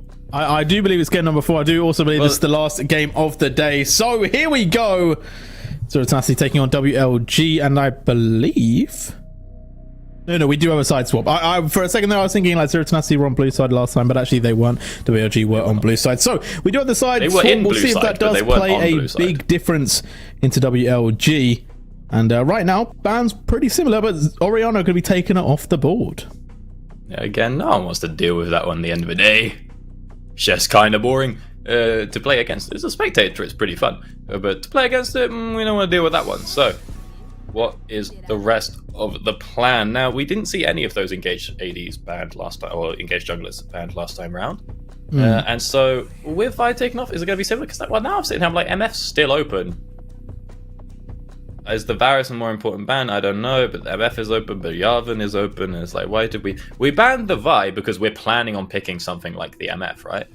But, like, Jarvan's still there, so, I mean, Ashe is... It's not going to be support Ashe, is it? If this is just Ashe ADC... Well, you never know. They do like a Kalista, so maybe a Kalista Ashe could potentially be the route that 010 decide to go for. I think in this economy, where we're running, you know, like AD mids and whatnot, we can't be running squishy supports anymore, you know? There's so much fighting going on, and it's all around making sure that your ADs can get their damage off. You just need frontliners in some capacity. So I'd be very surprised if it is an Ashe support. But at the same time, like, you know, Ashe on the AD, that's a lot of damage. Who's the ult setting up for? Like, if we have a big wall of frontliners, the ult is not very useful. Someone's got to be doing the damage there. I wonder who it's going to be. Could also be used defensively, and Ashe just autos them to death. You know, that is also a possibility. Jin Shao, they're going to be locked in. The Jin already setting up for WL to set themselves with quite a decent range as the Shaker. I don't believe this is ever getting picked, by the way. It's not. So the thing with the Ashe, though, for Ashe to hit, is she needs both teams to have big frontline, right? Like, if the enemy team just have, like, the one tank, she's kind of not getting her maximal value out in terms of damage, right? She's just hitting one guy. That's okay, but, like, every other AD can do something else. Her best situation is if she's hitting 3 tanks with a Hurricane, right? And then she's putting out ridiculous amounts of damage. But she needs tanks on her team to be able to enable her to walk up. So think of that as like, okay, well, if WLG go for like a sort of 1-3-1 or something, maybe that's not right because you'll get Ashe ulted. But, you know, if there's a way they can go around that and not, at the same time, like Zero Tenacity are now forcing themselves to pick tanks for the Ashe. So basically what I'm saying is there's a world where WLG just get like a crazy top lane matchup and can do something mad. But right now, we're going standard with it. It's like, oh, you've got an immobile ADC, we'll pick Jarvan. Oh, you have an immobile ADC, we'll pick Azir. And we're getting a bit of a run back of something we have already seen before. Top lane is where it's going to get interesting. Yeah, it was a big part of the last game, right? Melonic definitely able to do a lot in that matchup. I will also say Harpoon kind of flew under the radar for the majority of the game and then just popped up as an absolute weapon and just destroyed some of these team fights. So definitely want to keep your eyes out for Harpoon. Obviously, definitely quite a dangerous player in this team, as we are going to go into the second phase of bans. LeBlanc being banned out by WLG. I'm not trying to be a Harpoon hater here, but didn't have the hardest job in the world. Like, when everyone is sweating over the Nocturne, Camille, Oriana dive onto the MF, and that dive is working and it's getting damage out, and you're playing Jhin, you are just sitting there last clicking kills with your executes, and no one's going on it. Like, there was one fight, sure, where Carnage got on top of him. Even then, Kofta is sacking their own ult just to peel for no damage because it's inside his in ult. So I was sitting there, I'm like, I'm gonna need to see another time or maybe 2 from Harpoon. I think that one on its own is not, for me personally, is maybe not quite enough. Yeah, I will just say, like, the last seasons have shown a lot for me about Harpoon. You know, fair enough. Yeah, you have seen it before. Okay. Yeah, like it's yeah, they've shown up in quite a few games that I've watched. So yeah, it's definitely a dangerous one indeed. As we are going to see the hover of the Rakan, which is a pick we're not seeing that often anymore. Yeah, because I don't think it does very well into Rel. I feel like last EPL I had this whole discussion though. I think I saw this happen where they picked Rakan into Rel, and I was like, that's not it. That's not good. And then it was. They went crazy with it. And I was like, is this like... I don't understand the matchup, or are they just the goated Rakan? But I can't remember who it was or what game it was. Because what I was thinking is, yeah, these kinds of hovers coming out from Harpoon right now is what I would expect. Just like, oh, they go Rel, you just go Alistair or something, right? Yeah, well, like, they've already picked Rel. Yeah, no, I'm saying that's what I would have expected from Highway. I thought they were flexing, like, hey, why didn't you pick these? As that's a Nasus mid, which I did mention earlier on today. Okay. I want to say some things about Nasus mid. I have not seen this at all. I've heard that this is a thing. Let it be known, mid lane has been Nasus's best role for like 5 years. All right. The problem that he has in top lane is basically getting frozen on. He gets frozen on, it's over. This cannot happen in mid lane. On top of that, he doesn't really mind playing against mages because he has built-in sustain, and he's also gonna take fleet, right? Finally as well, Nash just does really well versus squishies, right? Back in the day, it was like Divine Sunderer, and you go up against a tank, and everyone's like, "This is cool." It's like, actually, I don't care about that. I have enough damage on my Q. I just want a Triforce so I can get move speed, and so I can have a shorter Sheen cooldown. And that was more suited to go against mid laners as well. If you look up any like VOD of Cerberus top, or who's the other Nasus guy? It'll come to me later. But you look at the other, like any of the top like Nasus one tricks and streamer stuff, they were all saying like Nasus mid is actually just better, and that's now finally coming into light as well. I do not know if they do an Emax type thing, or if they're going to just go for a standard Qmax, but we'll see how it plays out. We will indeed. Nasus mid, it's more new to me than it seems to be to you, but we'll have to see how that one plays out. I will say one thing that isn't new is what WLG have picked, right? They picked Gangplank Azir again. We've seen this before. We know that they were very confident on it. You don't think the Gangplanks do a lot. They just hit a barrel at the end and do a lot of damage in a crit. But we'll see if that is enough to win them the game. And I will say the Azir definitely was a key proponent in them picking up the game against Back2TheGame. So can they do it again? Can they take on another Ultra Liga team and beat them in game 2? We'll have to find out. Obviously, a lot of stakes set on the table though, because this would be a bit of a tough one to go 1-3 in your first day, but I guess you are taking on some tough competition. Either way, Zero Tenacity with the Nasus. All right, you've talked about kind of what we're expecting from the Nasus a little bit, but what's the like scaling? When is Nasus going to be strong if they're playing mid lane? Bro, mid game, everyone thinks that Nasus is the infinite scaler. He's not. The Q scale is infinitely short, right? But think of it this way: if it takes you 20 minutes to get to like 400 stacks, like a bit less. Okay. If you're good 400, it takes 20 minutes to get to 400 stacks, right? You put a Triforce on top of that, that's 600 damage. You go up to a carry who's got 1500 health. That's basically close enough to 2 Qs. 2 Qs like Q auto Q for a kill. You can now have the option of either saying I'm strong right now because I can kill someone in 2 Qs, or taking another 20 minutes to, or even like more, because your Triforce flat damage is going to start mattering less and less as the game goes on, right? So you can take that time to say, hey, I'm going to go ahead and spend like another 30, 40 minutes so that my Q can literally one-hit them. It's like, bro, 2 is enough. It's got a 3-second cooldown. We can just get a second Q. So people have the idea that, Nasus is the super late game scaler. He's not.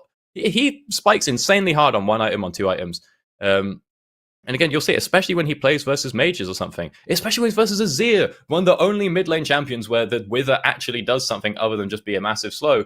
You get Triforce, you just run at them. They're going to burst you out and they're going to put a bit of poke. It's fine. You're going to hit 1 Q. You're going to heal up like 200 off of the fleet proc, which is going to give you move speed as well. And the lifesteal, the passive, all that. Like, it is insane that Nasus, just when he gets a Triforce in mid lane, can just start running people down. He just pops ult and he just runs at you.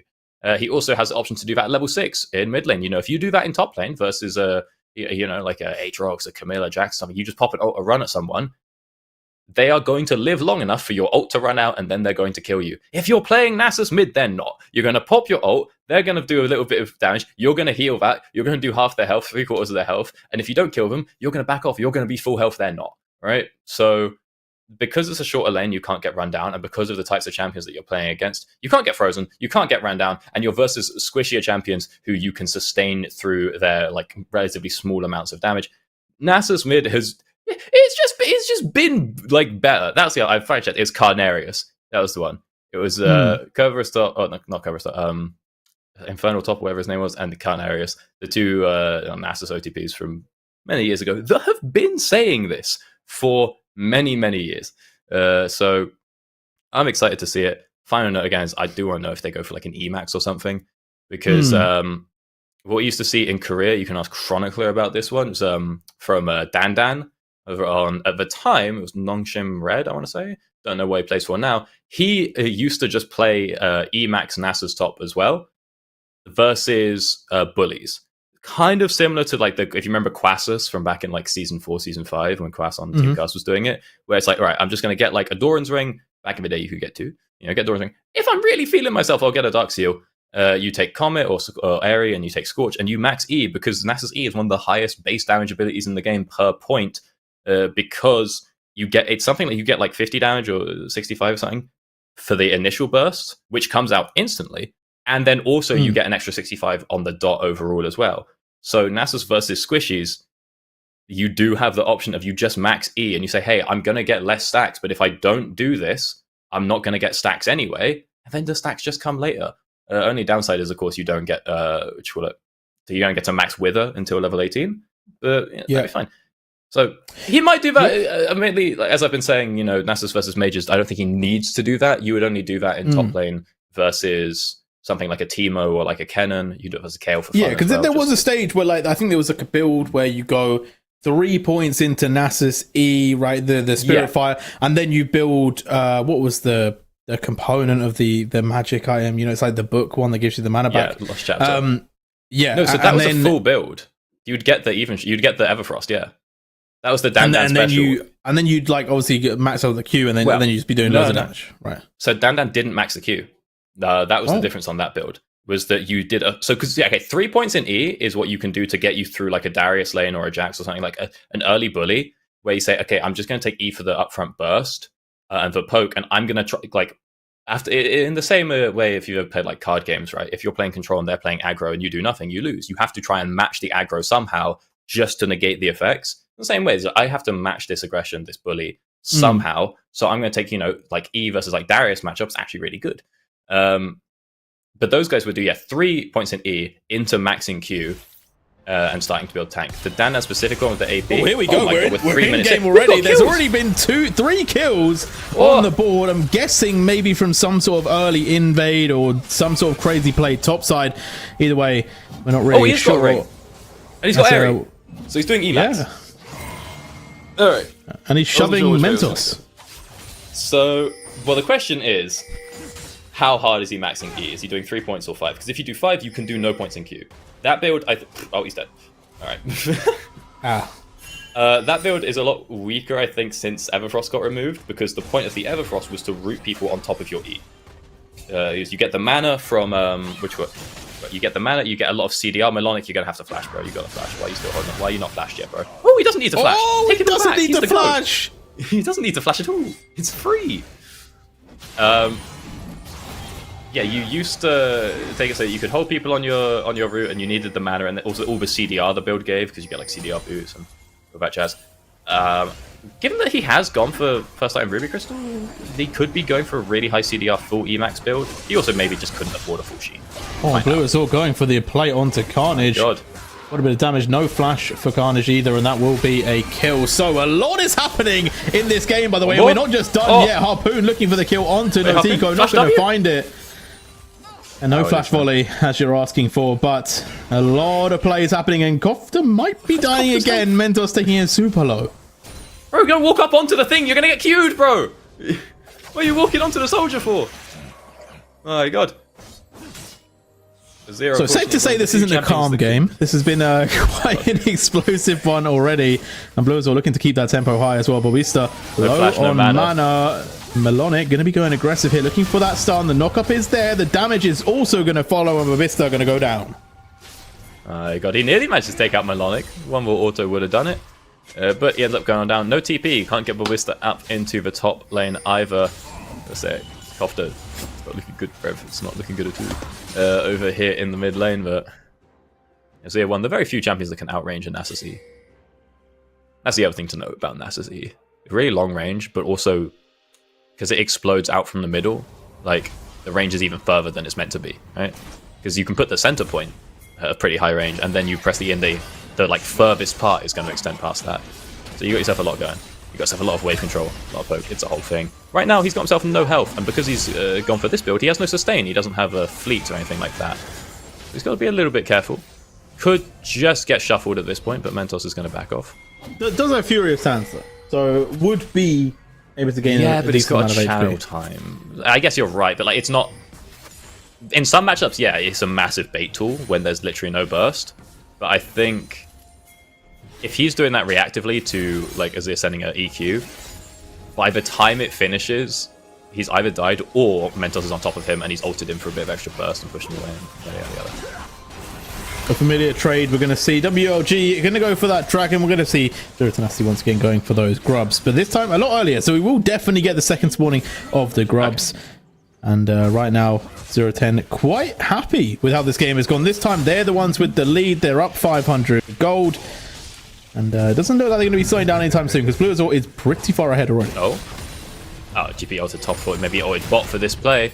Is there a play going on bot? Oh, nah, no, not quite. Yeah, kind of. Yeah, nothing too crazy. But no, he just ulted for wave clear, get himself out, because he knows the Jarvan's in the area. Smart move as he gets that one done.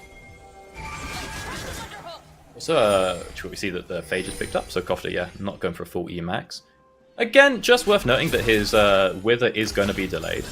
Not sure if he's going to finish off the E or if he's going to finish off the Wither once he hits, level 9. But yeah, we have gone 3 points already. So. Yeah, but yeah, he's going to stop there now that he's got the Phage. Oh, he's going 4. He's going all the way 5. Okay. To be fair, I've done that before. I always think that I think I'm wrong in thinking that it's good. Like, I do it because it's fun, and I'm like, oh, I'm so committed to putting these points in E. I want more, but... oh, dive. Here we go. Straight onto the Jhin. No chance to get away. Odoto does pick up the kill, which isn't necessarily the best time, but will be dying to an execute as well. So, all in all, Tenacity not going to be sad about it, taking Jhin off the wave, getting themselves another kill, and now Highway in some trouble here. Able to avoid the first dive, but probably not the second. Harpoon managing to land that slow, and Blue is all looking for that last tick of damage. Will stab the Rakan, and another kill going the way of 0-10. That's big. We've managed to disconnect the spawns of Nautico and Highway, getting them such different ventures. Looks like they're still going. Looks like they're still going. That's why Ash is still here. Nautico, and another kill. Blue Azure is just taking over this game. This is a horror. This is an absolute disaster for WLG. Having both your AD and your support just die one after the other and never at the same time means you can't get back to the lane. I wonder why Harpoon was staying. I was like, hey, he's got what he came for. It's all big flash. There's more. Melodic on the top side as well. Doesn't have the slicing maelstrom, but doesn't even need it. Babista gonna go down. Carnage was there as well. As Mentos even taking a bit of damage from Kofta too. It's all going the way of 0-10 right now. And it does not look to be slowing down anytime soon. And I have to say, Harpoon may not have any kills, but he's almost double the CS to the side of Nautico. My days. It's not looking great. Not looking great, but there's just action all over the gaff across the board. As we see that, I mean, I'm still thinking about the Nasus truthfully. Because, no W is pretty bad versus Azir, but then they have a Jhin, so it's like, it's not the end of the world.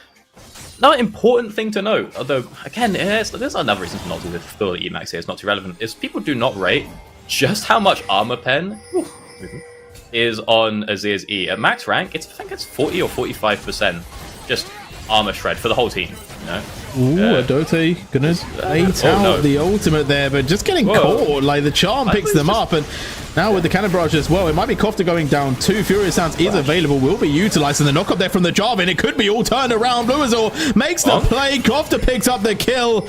The Spirit Fire just burns too hot. He's nice and easy. Picked that one up. It was almost relevant there, but it didn't quite come through in terms of the Spiritfire armor shred. It's just like to know, it's like if you have your frontline and they think they're tanking Harpoon, they're not. They're playing with half armor and they usually don't realize it. Although there is no major frontliner for WLG, if we look over the comp. So that could be a problem later on if you think we don't actually have a tank. When we've got, Xin and Rakan, who are both like sort of pseudo tanks. Ultimately, do 2 pseudo tanks make 1 tank? Not really. Not when you're versus a Kennen, Ooh, Kennen and Ash is... Oh, but Beast is just dead. Okay.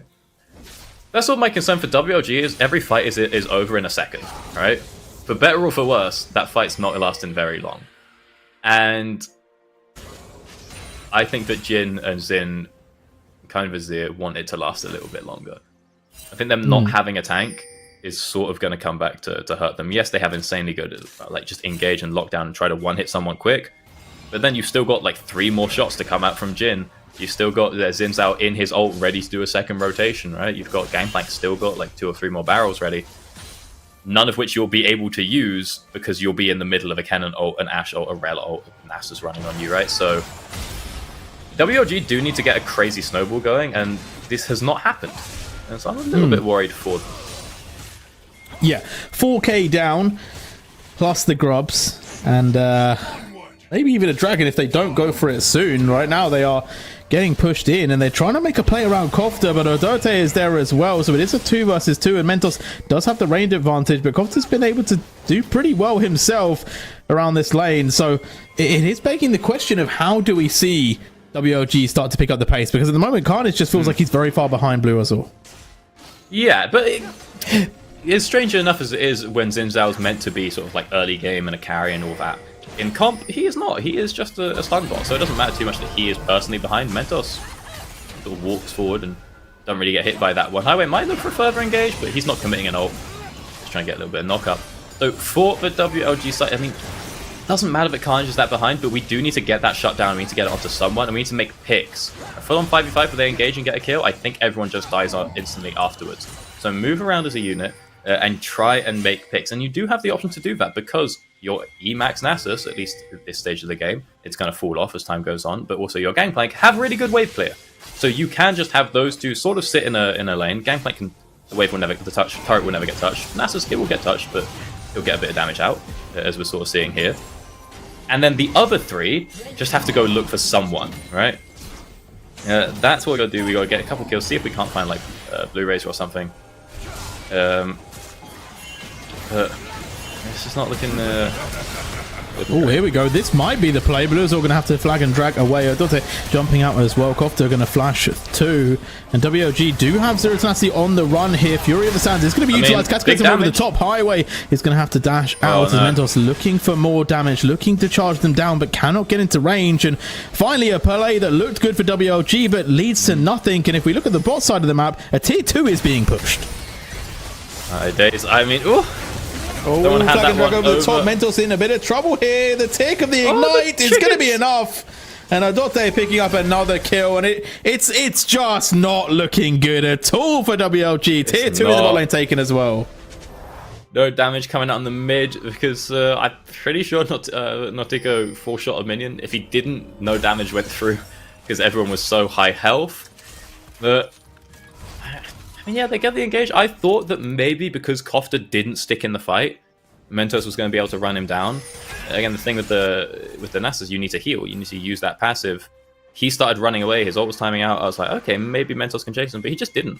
And so because they don't chase that down, nothing really comes of it. And yeah, we end up not only dying, but as you said, losing that bot turret. And like I said last game, getting 200 gold between 4 people, not that deep. But getting 700 gold onto your Ashe, that's pretty big. So Harpoon looking real strong right about now. I'm sure we'll see that when we change on over to the items. As the Herald has spawned up, and yeah, you see that already. Pretty close to finishing up their second item 14 minutes into the game. Oh, Highway trying to get out of there.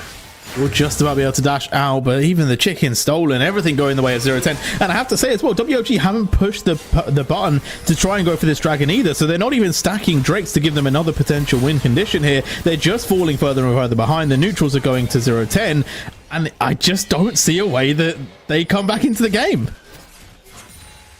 Yeah, me neither. I mean, like I said, it is picks, right? You have a Azir and Gangplank.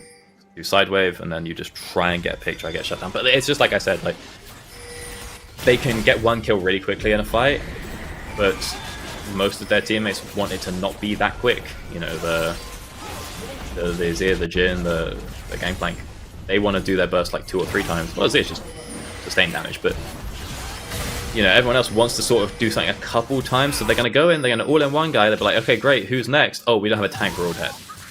So I'm not really too sure how WLG walked themselves out of this one quite just yet. And that's before, like, I'm saying that from a perspective of just the draft. They're also down 8k, so, or 7k, so that part's pretty important too. Yeah, well, 3-item gangplank. Definitely very strong, but we might need a minute to get there, and I don't know if that minute is ever coming, I'll be honest. As Kofta getting pushed in here. Surely they don't dive this, though. Surely this isn't the play. Fury of the Sands is available, and here's the Ash Arrow over the top, and it's all gone wrong. Mentor's gonna go down. 12. Kofta, the big bad wolf, blew the house down of WLG. Alright, there's nice and easy ult there. But even if the ult didn't come through, you can see what I mean, where Kofta can just either wave, and then all the minions die to one auto, and yeah, he'll take damage whilst doing it, but he'll lifesteal most of that up. It's not gonna, he won't be able to stay forever. But, you know, just go auto Q auto, that's going to get him a fair bit of damage, a fair bit of health back, and so it's not impossible, but it is kind of hard to push on into him, as now maybe I think a play is happening onto Melonic, but he managed to just flash out of the Gangplank ult, did not get slowed, and now Blue Razor's here, just sneaking out of vision, I think, but he ends up walking on into a barrel. He will go down. Melonic has ult as well. We have to remember this. It's definitely a dangerous one for WLG to go forward on, and Melonic is just buying time. They're waiting. Here comes the engage from Blue Azor, and I think this is going to be the slicing Maelstrom over the top. It's so much damage. Babista going to have to flash away. And WLG just again making another play that doesn't work out for them. Harpoon now on the top side, chasing down Highway. The Rakan trying to run, will just about get out of there. It's Mentos going to hold the guard strong with that forward. tower. Blue Razor? Flash forward, Blue Azor not going to find He's it. already done it. Sent that one off cam, but yeah, not quite. Ugh. And it's a very fast game. 17 minutes, Doctor. They're up. That's a lot. 9k. Dragon only just taken. It's yeah, and it's an Infernal Soul. So not that we're gonna see the soul in this game. But we're not getting that far, no. Gosh, I mean, I thought for a second in that play bot, maybe WLG gets something because Blue Razor and Melonic looked a little bit disconnected. Blue Razor was turning whilst Melonic had just used, like, Melonic had used their E to go forward for damage, and I think they'd also popped the W as well. Then they backed off, because, you know, cooldowns. And that's the time when Blue Razor goes in, so I'm like, maybe there's a chance to just kill Blue Razor here. But, sure, Blue Razor was tanky enough, he could live long enough, had enough sustain in the items, that... and on top of that as well, WLG didn't fully commit onto him. They didn't go, oh, he's overcommitted, kill him. They were like, oh, we can kind of hit him a bit. Because they couldn't have a look at the gold difference. You can have a little look at the gold differential, because I will say, I love the fact that Harpoon has not got a single kill yet, by the way. I need it. Like, at all. But I think he's so far ahead. Just to light him up, yeah. So, because he got himself the whole bot turret. I think he got a bit of the tier 1 as well, maybe. He was involved in the tier 2, the top lane tier 2, I think. Yeah, he was like shared that 2 or 3 ways. So he's just gotten a lot of gold just from objectives on the map, and of course he's also up 60 CS. Highway trying to make themselves scarce as Blue Azor still just jumping forward. Cataclysm over the top, flag and drag out. No follow-up damage though, so maybe a little bit of a waste of the ultimate there, but at the end of the day, I feel like they're so far ahead, it's not going to necessarily be a game changer, as Melonic just pushing in Babista. Again, having a much better 1v1.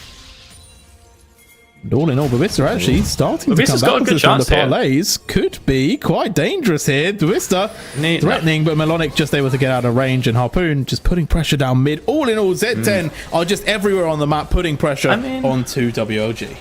Like, if Babista gets a second barrel before the Lightning Rush is available, I think he has the kill on Melonic there, but it's just not quite up. Cooldown a little bit too long. Carnage taking so much damage here. The slows from Harpoon as well. Blue Azor moving forward. The tower is going to be summoned by the Emperor, but for what cost? The NASA's pushing on the top side as well. The base is getting broken. We haven't even had Baron spawn yet, Doctor. God, it's yeah, it's tough. It's some games go like this. Sometimes it happens.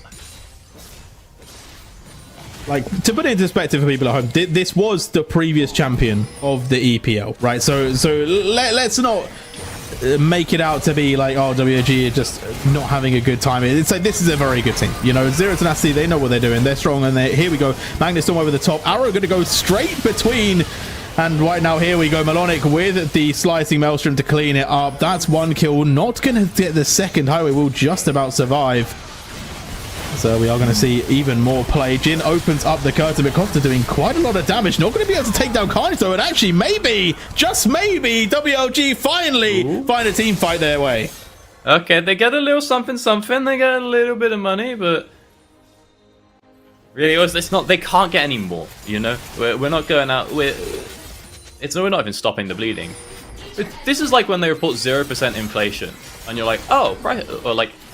They say inflation has gone down. And you're like, oh, prices have gone down. He's like, no, they're still going up. Just going up by less. It's like 0% inflation. It's like, well, prices aren't going up anymore, but they're still pretty high. So it's we can't complain, you know. If you're WLG, you take what you can get, and what you can get is those 3 kills, and we'll walk away. Unfortunately, they will now be losing the Drake, but again, not losing that soul anytime soon because the soul's not coming up. So. We'll lose an Infernal, and we'll see what's next on the menu. We need the game to continue for 10 more minutes for the soul. Like, yeah. Look, there's a world they steal Baron here, or they get a good Baron fight, and then they actually have a bit of a foothold to try and just get the game back to even. Again, the comps are still going to prove to be a bit of an issue from there, but that's a good place to start, right? As Ash Arrow comes on through, it doesn't quite connect. Not going to be able to land, but here we go. Cataclysm does manage to catch out too, and here comes Melonic. Looking to get into this fight, but they're actually going to turn this one around right now. They've already taken down the Jarvan, and it does feel like a 1 versus 5 every single time.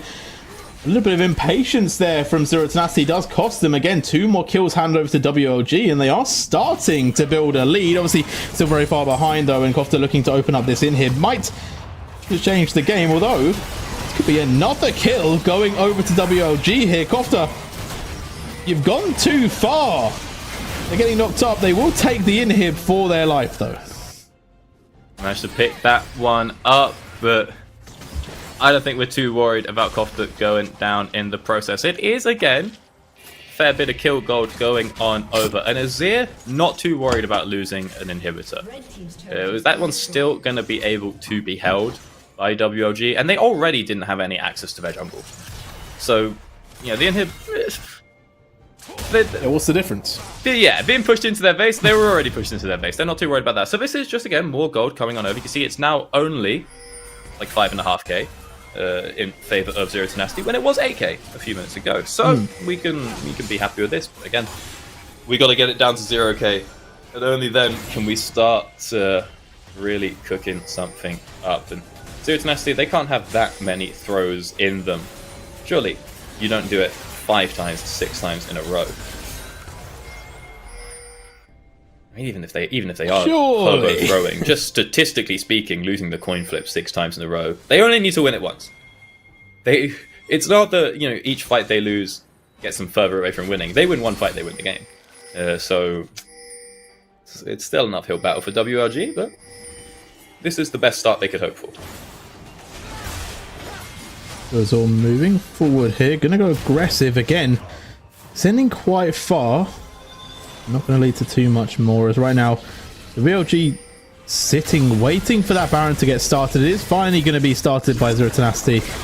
Can WLG get a play off here? Can they get the steal? We've talked about it potentially bringing them back into the game. We'll spot out Carnage as here comes the cannon barrage to light up the Baron. 6,000 on the objective. Still a long way left as Highway going to have to scamper away. Now the curtain is going to be opened here, looking to make a close. Jin Steel could be on the cards a little bit early. There's freezing damage, so they're not going to let it happen. Not going to land. And Blue Azor just taking their time. Blue Azor is starting to get low. And Zero Ten are just going to not go for it. And once again, it feels like WLG make a proactive play. Well, Zero Ten, they're like, look, the only way we even remotely close to losing this game is if we give this Baron. And so you can see when the Jin ult comes out, they all stop hitting. We're not going to let that get low enough to get stolen. And then, when Carnage hits for W, they all stop hitting. Like, right, we're not going to let him dash in on that one. We'll wait for it to time out. But by that point, Blue Razor has taken a bit too much damage. And now the threat is just that Carnage is just going to flash in, go on Blue Razor and kill him. And they'll back off because they don't need it. They do not need the Baron to win. Right? And because they don't need it, they don't have to go for it. If they can get it, it's going to be nice. Realistically, they stand to lose a lot from it being stolen. They don't stand to gain very much from taking it. And it's not like WLG are going to take it if they don't. So I'd stay clear of this one. One thing I will say is WLG having to commit a lot towards this Baron side here. They can't spread out, which does mean a lot of control in that bot side. On the side of 0-10, Melonic still just pushing that one in. Gonna have to send Mentos across, who does have TP though, so definitely can make their way over shortly. As Kofta against that gangplank, it's what you talked about earlier, right? You're never going to be able to push that wave all the way in, so make sure that he can just corral the dog into one lane. Alrighty. Pretty sure Kofta's sitting on an insane amount of gold, given that he had the exact same build like 5 minutes ago, but we'll wait for that one to get picked on up. See what the play is going to be. Of course, at any moment, Harpoon could just send an ult. If that hits highway, he is dead. Is that the person we want to make the pick on? Kind of. Given that he's the leading engage force coming through for WLG, they need someone to go first so that Mentos can shuffle, so that Nautico can hit a route, and it's probably highway, so gotta be careful on this one, because his shield can get broken very easily by a random volley, and then he just gets arrowed and dies. But again, so Tenacity, this is a tenured team, they've been around a while, they're not going to risk anything crazy, and so they're not going to send it onto that engage when they know they can just get themselves a Drake for free. It's no reason to risk it. Arrow, just in case that hits, Melonic would pick up a kill. But we know that Harpoon's not going to need it, because they're not being contested on the Drake, and because Harpoon isn't there, there's not going to be a fight over on the top side, and we can just wait for that arrow to come back up. It's already a quarter of the way there, and so we can sort of be a little bit casual with it. Kofta getting a little collapsed on. I want to be careful here. Walking back up. Just want to point out, Harpoon is level 16 already, the highest level in the game, except for Mentos and Bovista. And is pretty good right now, you know, over 100 CS ahead of Notico, so that's managed to work themselves into a very strong gold lead, and 3 items deep already. So with that being said, the Ashe, can they just utilize it to take the Baron? Maybe soon, but once again, just slow playing this game, and I do wonder what slowed Tenacity down, because it felt like the game was going to be over, but you know what, Doctor, we might actually end up seeing Soul Point. They you know, they got a little bit spooked by the potential for throws. I think they don't fully recognize just how, or I'm wrong, always an option, that, you know, in what I've been saying about how WLG can only really get like 1 kill and then they have nothing, they don't have a tank. Either I'm wrong or Tenacity don't, in either case they don't agree with me. And I think that after those couple of kills, they're just like, look, boys, if we do this the slow and steady way, we cannot lose. Like, yeah, we're ahead early. Yeah, we're putting the screws to them. But we scale. Our lead is never, except for those 2 throws, going to decrease. It's either going to stay even or increase as we take it, you know, away from them, take their jungle camp, deny them stuff. And eventually, we are going to hit 6 items. We're going to hit that before then, and we're going to be chilling. See, a little bit of attempts on the engage. Doesn't quite connect. And so we're just going to back off, because there's no pressure on Tenacity. They, like, if they outscale, I think they do outscale. Yeah, it's kind of close, but it doesn't matter, because they will hit the peak, the cap, you know, the pinnacle. They will just hit that first if they do nothing, and they can just ever so slowly squeeze WLG out the game. Problem, of course, lands if they not let both teams get slowly. It's right now. They went back in. Magnastorm over the top. Harpoon now going to be joining this fight as well. Finally in a fight. Terminus going to be going crazy. The arrows are flying in, and Harpoon is just shredding through this team. Although the Azir with a big play turns it around. Mentos with their hero moment kills off 2, but now has to face the big bad wolf. In comes the Nutters. Kofta cutting them down. But Mr. will fall, but Notico finishes the fight. I didn't think they were going to commit. That's why I was being so chill. I thought Blue Razor was just going to EQ back out. He was going to do the thing that they've been doing for the last 10 minutes in the name of not throwing. And they commit so hard into the fight. But everyone's scrapping away with those frontliners. Nobody is ready for Mentos to teleport in and for Nautico to get there. Because Mentos is just entirely untouched, because Carnage managed to buy so much time, because the fight starts just not with the sort of upfront that Tenacity need. You know, it's just Blue Razor and Harpoon, and then Melonic turns up, and then, you know, oh sorry, it's just Blue Razor and Kofta. Blue Razor and a Dote, that's the one. Then Melonic turns up, then Harpoon turns up. So it's just a perfect fight for WLG, and yeah, but I mean, we just didn't need to go back in on that one. We could have just flag dragged ourselves out and called it a day. But dude, Tenacity grossly overcommit. 5 kills going on over to WLG. But again, WLG still down 3k. Not as bad as it was. But they don't get anything. They don't take an objective off it. They don't get Baron. They don't get turrets. You know, they are still behind. And now, the insurance policy of picking up those Drakes is starting to look a little good. And this herald back to when I first casted Zero Tenacity a while back in Season 2 of EPL. I was speaking to a veteran about this, and he was saying the biggest issue Zero Tenacity has is that they can get these amazing leads early, but sometimes they just don't know how to close out the game, and it feels like we're getting to that point again. They still are so far ahead, but they still are very strong, but it's getting closer and closer to WLG genuinely getting strong enough to take them on head to head, and might be able to bring them back the game. So I don't think that they don't know how to close out from looking at this. I think they're just playing it safe, and I think that's perfectly valid, right? Like, you don't have to go more aggressive than you need to if you think you're going to win eventually. The problem is they then did go more aggressive, and they had an imperfect fight. What is now curious to me is, obviously, I've been saying no chance at winning a 5v5 for WLG by nature of their comp. Clearly, there is a world where that can happen. We've just seen if the fight plays out the right way, and so. Are there ways now that WLG can force the fight to go the same way, right? Is there a possibility that WLG can make the fight happen in a way that is beneficial to them, in a way that they can actually win the 5v5 or 3v3 or whatever it may be? Because if they can force that situation, if they can manifest that one up, then they're having a great time. Slight problem, though, as the Drake is picked up. That is a stall, rooting up the Melonic in trouble. Status will buy a bit of time, but the last shot going to come through. Dragon is going to be picked up, though. Infernal Soul is secured. It's Melonic for the Soul. Does feel pretty good for Zero Tenacity. But finally, though, WLG, they just get a good, clean pick. Carnage, I swear, if you ruin this for me. Oh, that's a Jarvan engagement. Here we go. Blue Azure straight onto the back line. Notigo in big trouble. Will be taken down. Here comes the TP. Wabista joining the fight. The Azir still on the top side, still pushing, but Baron could potentially be the call here. Okay, so it's just Nautico that goes down. I was going to say, you know, wow, we finally got something in exchange with Mentos. That was just a clean pick, so Mentos could still stay in the top lane, could keep on pushing. Kind of gets traded back instantly, so there's no Jhin here. The Kennen can teleport in when he spawns. Are we going to go for a steal, or what's going to be the play? We're peeling out. Stepping forward, 0-10 are looking for this. The arrow going to land finally onto the support, and they take out Highway. You don't let the guy with the cleanse body block that one? Got Vista? You don't get involved?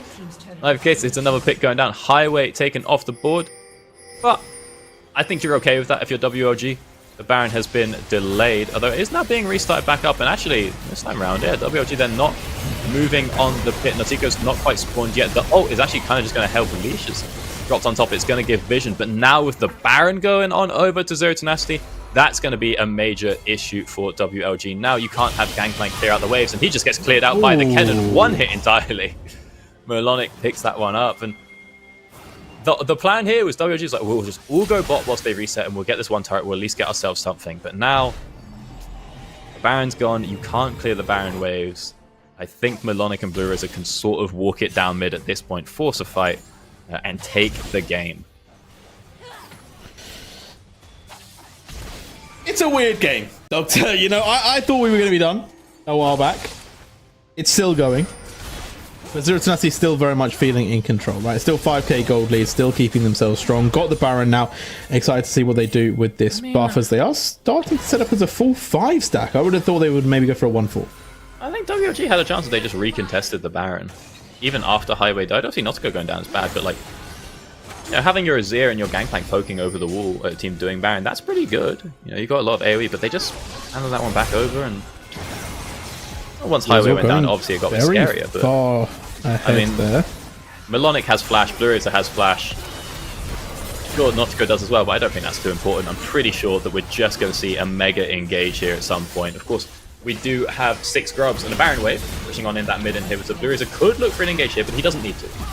Although he's going to do it anyway. Slightly wide. Blue Azure looking for the engage, gets it onto Carnage. Carnage going to go pretty low, does buy a bit of time with the credit card, but as in they go. But it's one down already. Support has fallen for 0-10. The 5 vs 4 as the curtain call does open up. Melonic trying to block for Harpoon here. Will take 3 shots and almost going down. Wait, Mentos has the deepest TP flank of his life. Is he going to take it? No. Okay, Baron recalls are a bit too good. But maybe Veteran's right. Maybe he's onto something. Like, so yeah, Blue Razor has a great engage there. He does. Oh, Kofta might have a chance here. No anti-heal. Kofta potentially going to try and turn this one around. Here comes the slicing Maelstrom. They're lighting it up, and Mentos will go golden, but it's not finishing first in this fight. Nice turn from Zero Tenacity. They finally find the pick to end it all, and their snipe from downtown will be sublime, but the cleanse is going to come through. It will keep the Jhin alive. Natiko able to walk out, but can they live for a little bit longer? Blue Azor now locking them down. In comes the team. The damage rains in, and finally Zero Tenacity will take this game and this series. They get there eventually. Cannon comes on through. One hits everyone. You know, pops a little cheeky. Oh, he's got enough damage at this point to pick himself up with Shadow Flame and all that. He's gonna just one bang in the wall. And okay. I was given Zero Tenacity the benefit of the doubt in terms of choosing tonight in the game.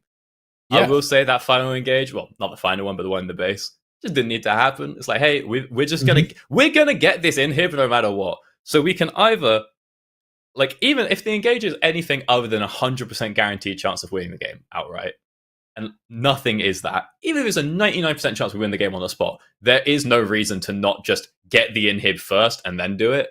So maybe the pressure was getting to Zero Tenacity. Maybe, you know, what I'm saying about them playing it calm and collected, playing it cool, not quite true, you know, as they did seem to sweat a little bit at the end there, but they managed to bring it in. They managed to finally get that team fight, and that is just very depressing for WLG because, you know, you're so behind for so long, and you put your blood, sweat, and tears into that, and then just bada bing, bada boom, you get one tapped and the game is over. What I would say is when you're in that situation, you know, there's two ways you can see it. You can say, hey, we fought so hard for this, and it didn't even matter, and it meant nothing. Or you can say, hey, we fought really hard on that one, boys. You know, like, we actually managed to make this game should have been over at 15 minutes, and we managed to make it go to, you know, to Seoul and to 2 Barons and all that jazz. So, you know, we can take this two ways. And with WLG being a new team coming up against a new roster, up against something as storied as Z10, who again won last time round, we don't have to be too upset about that one, I think. Indeed.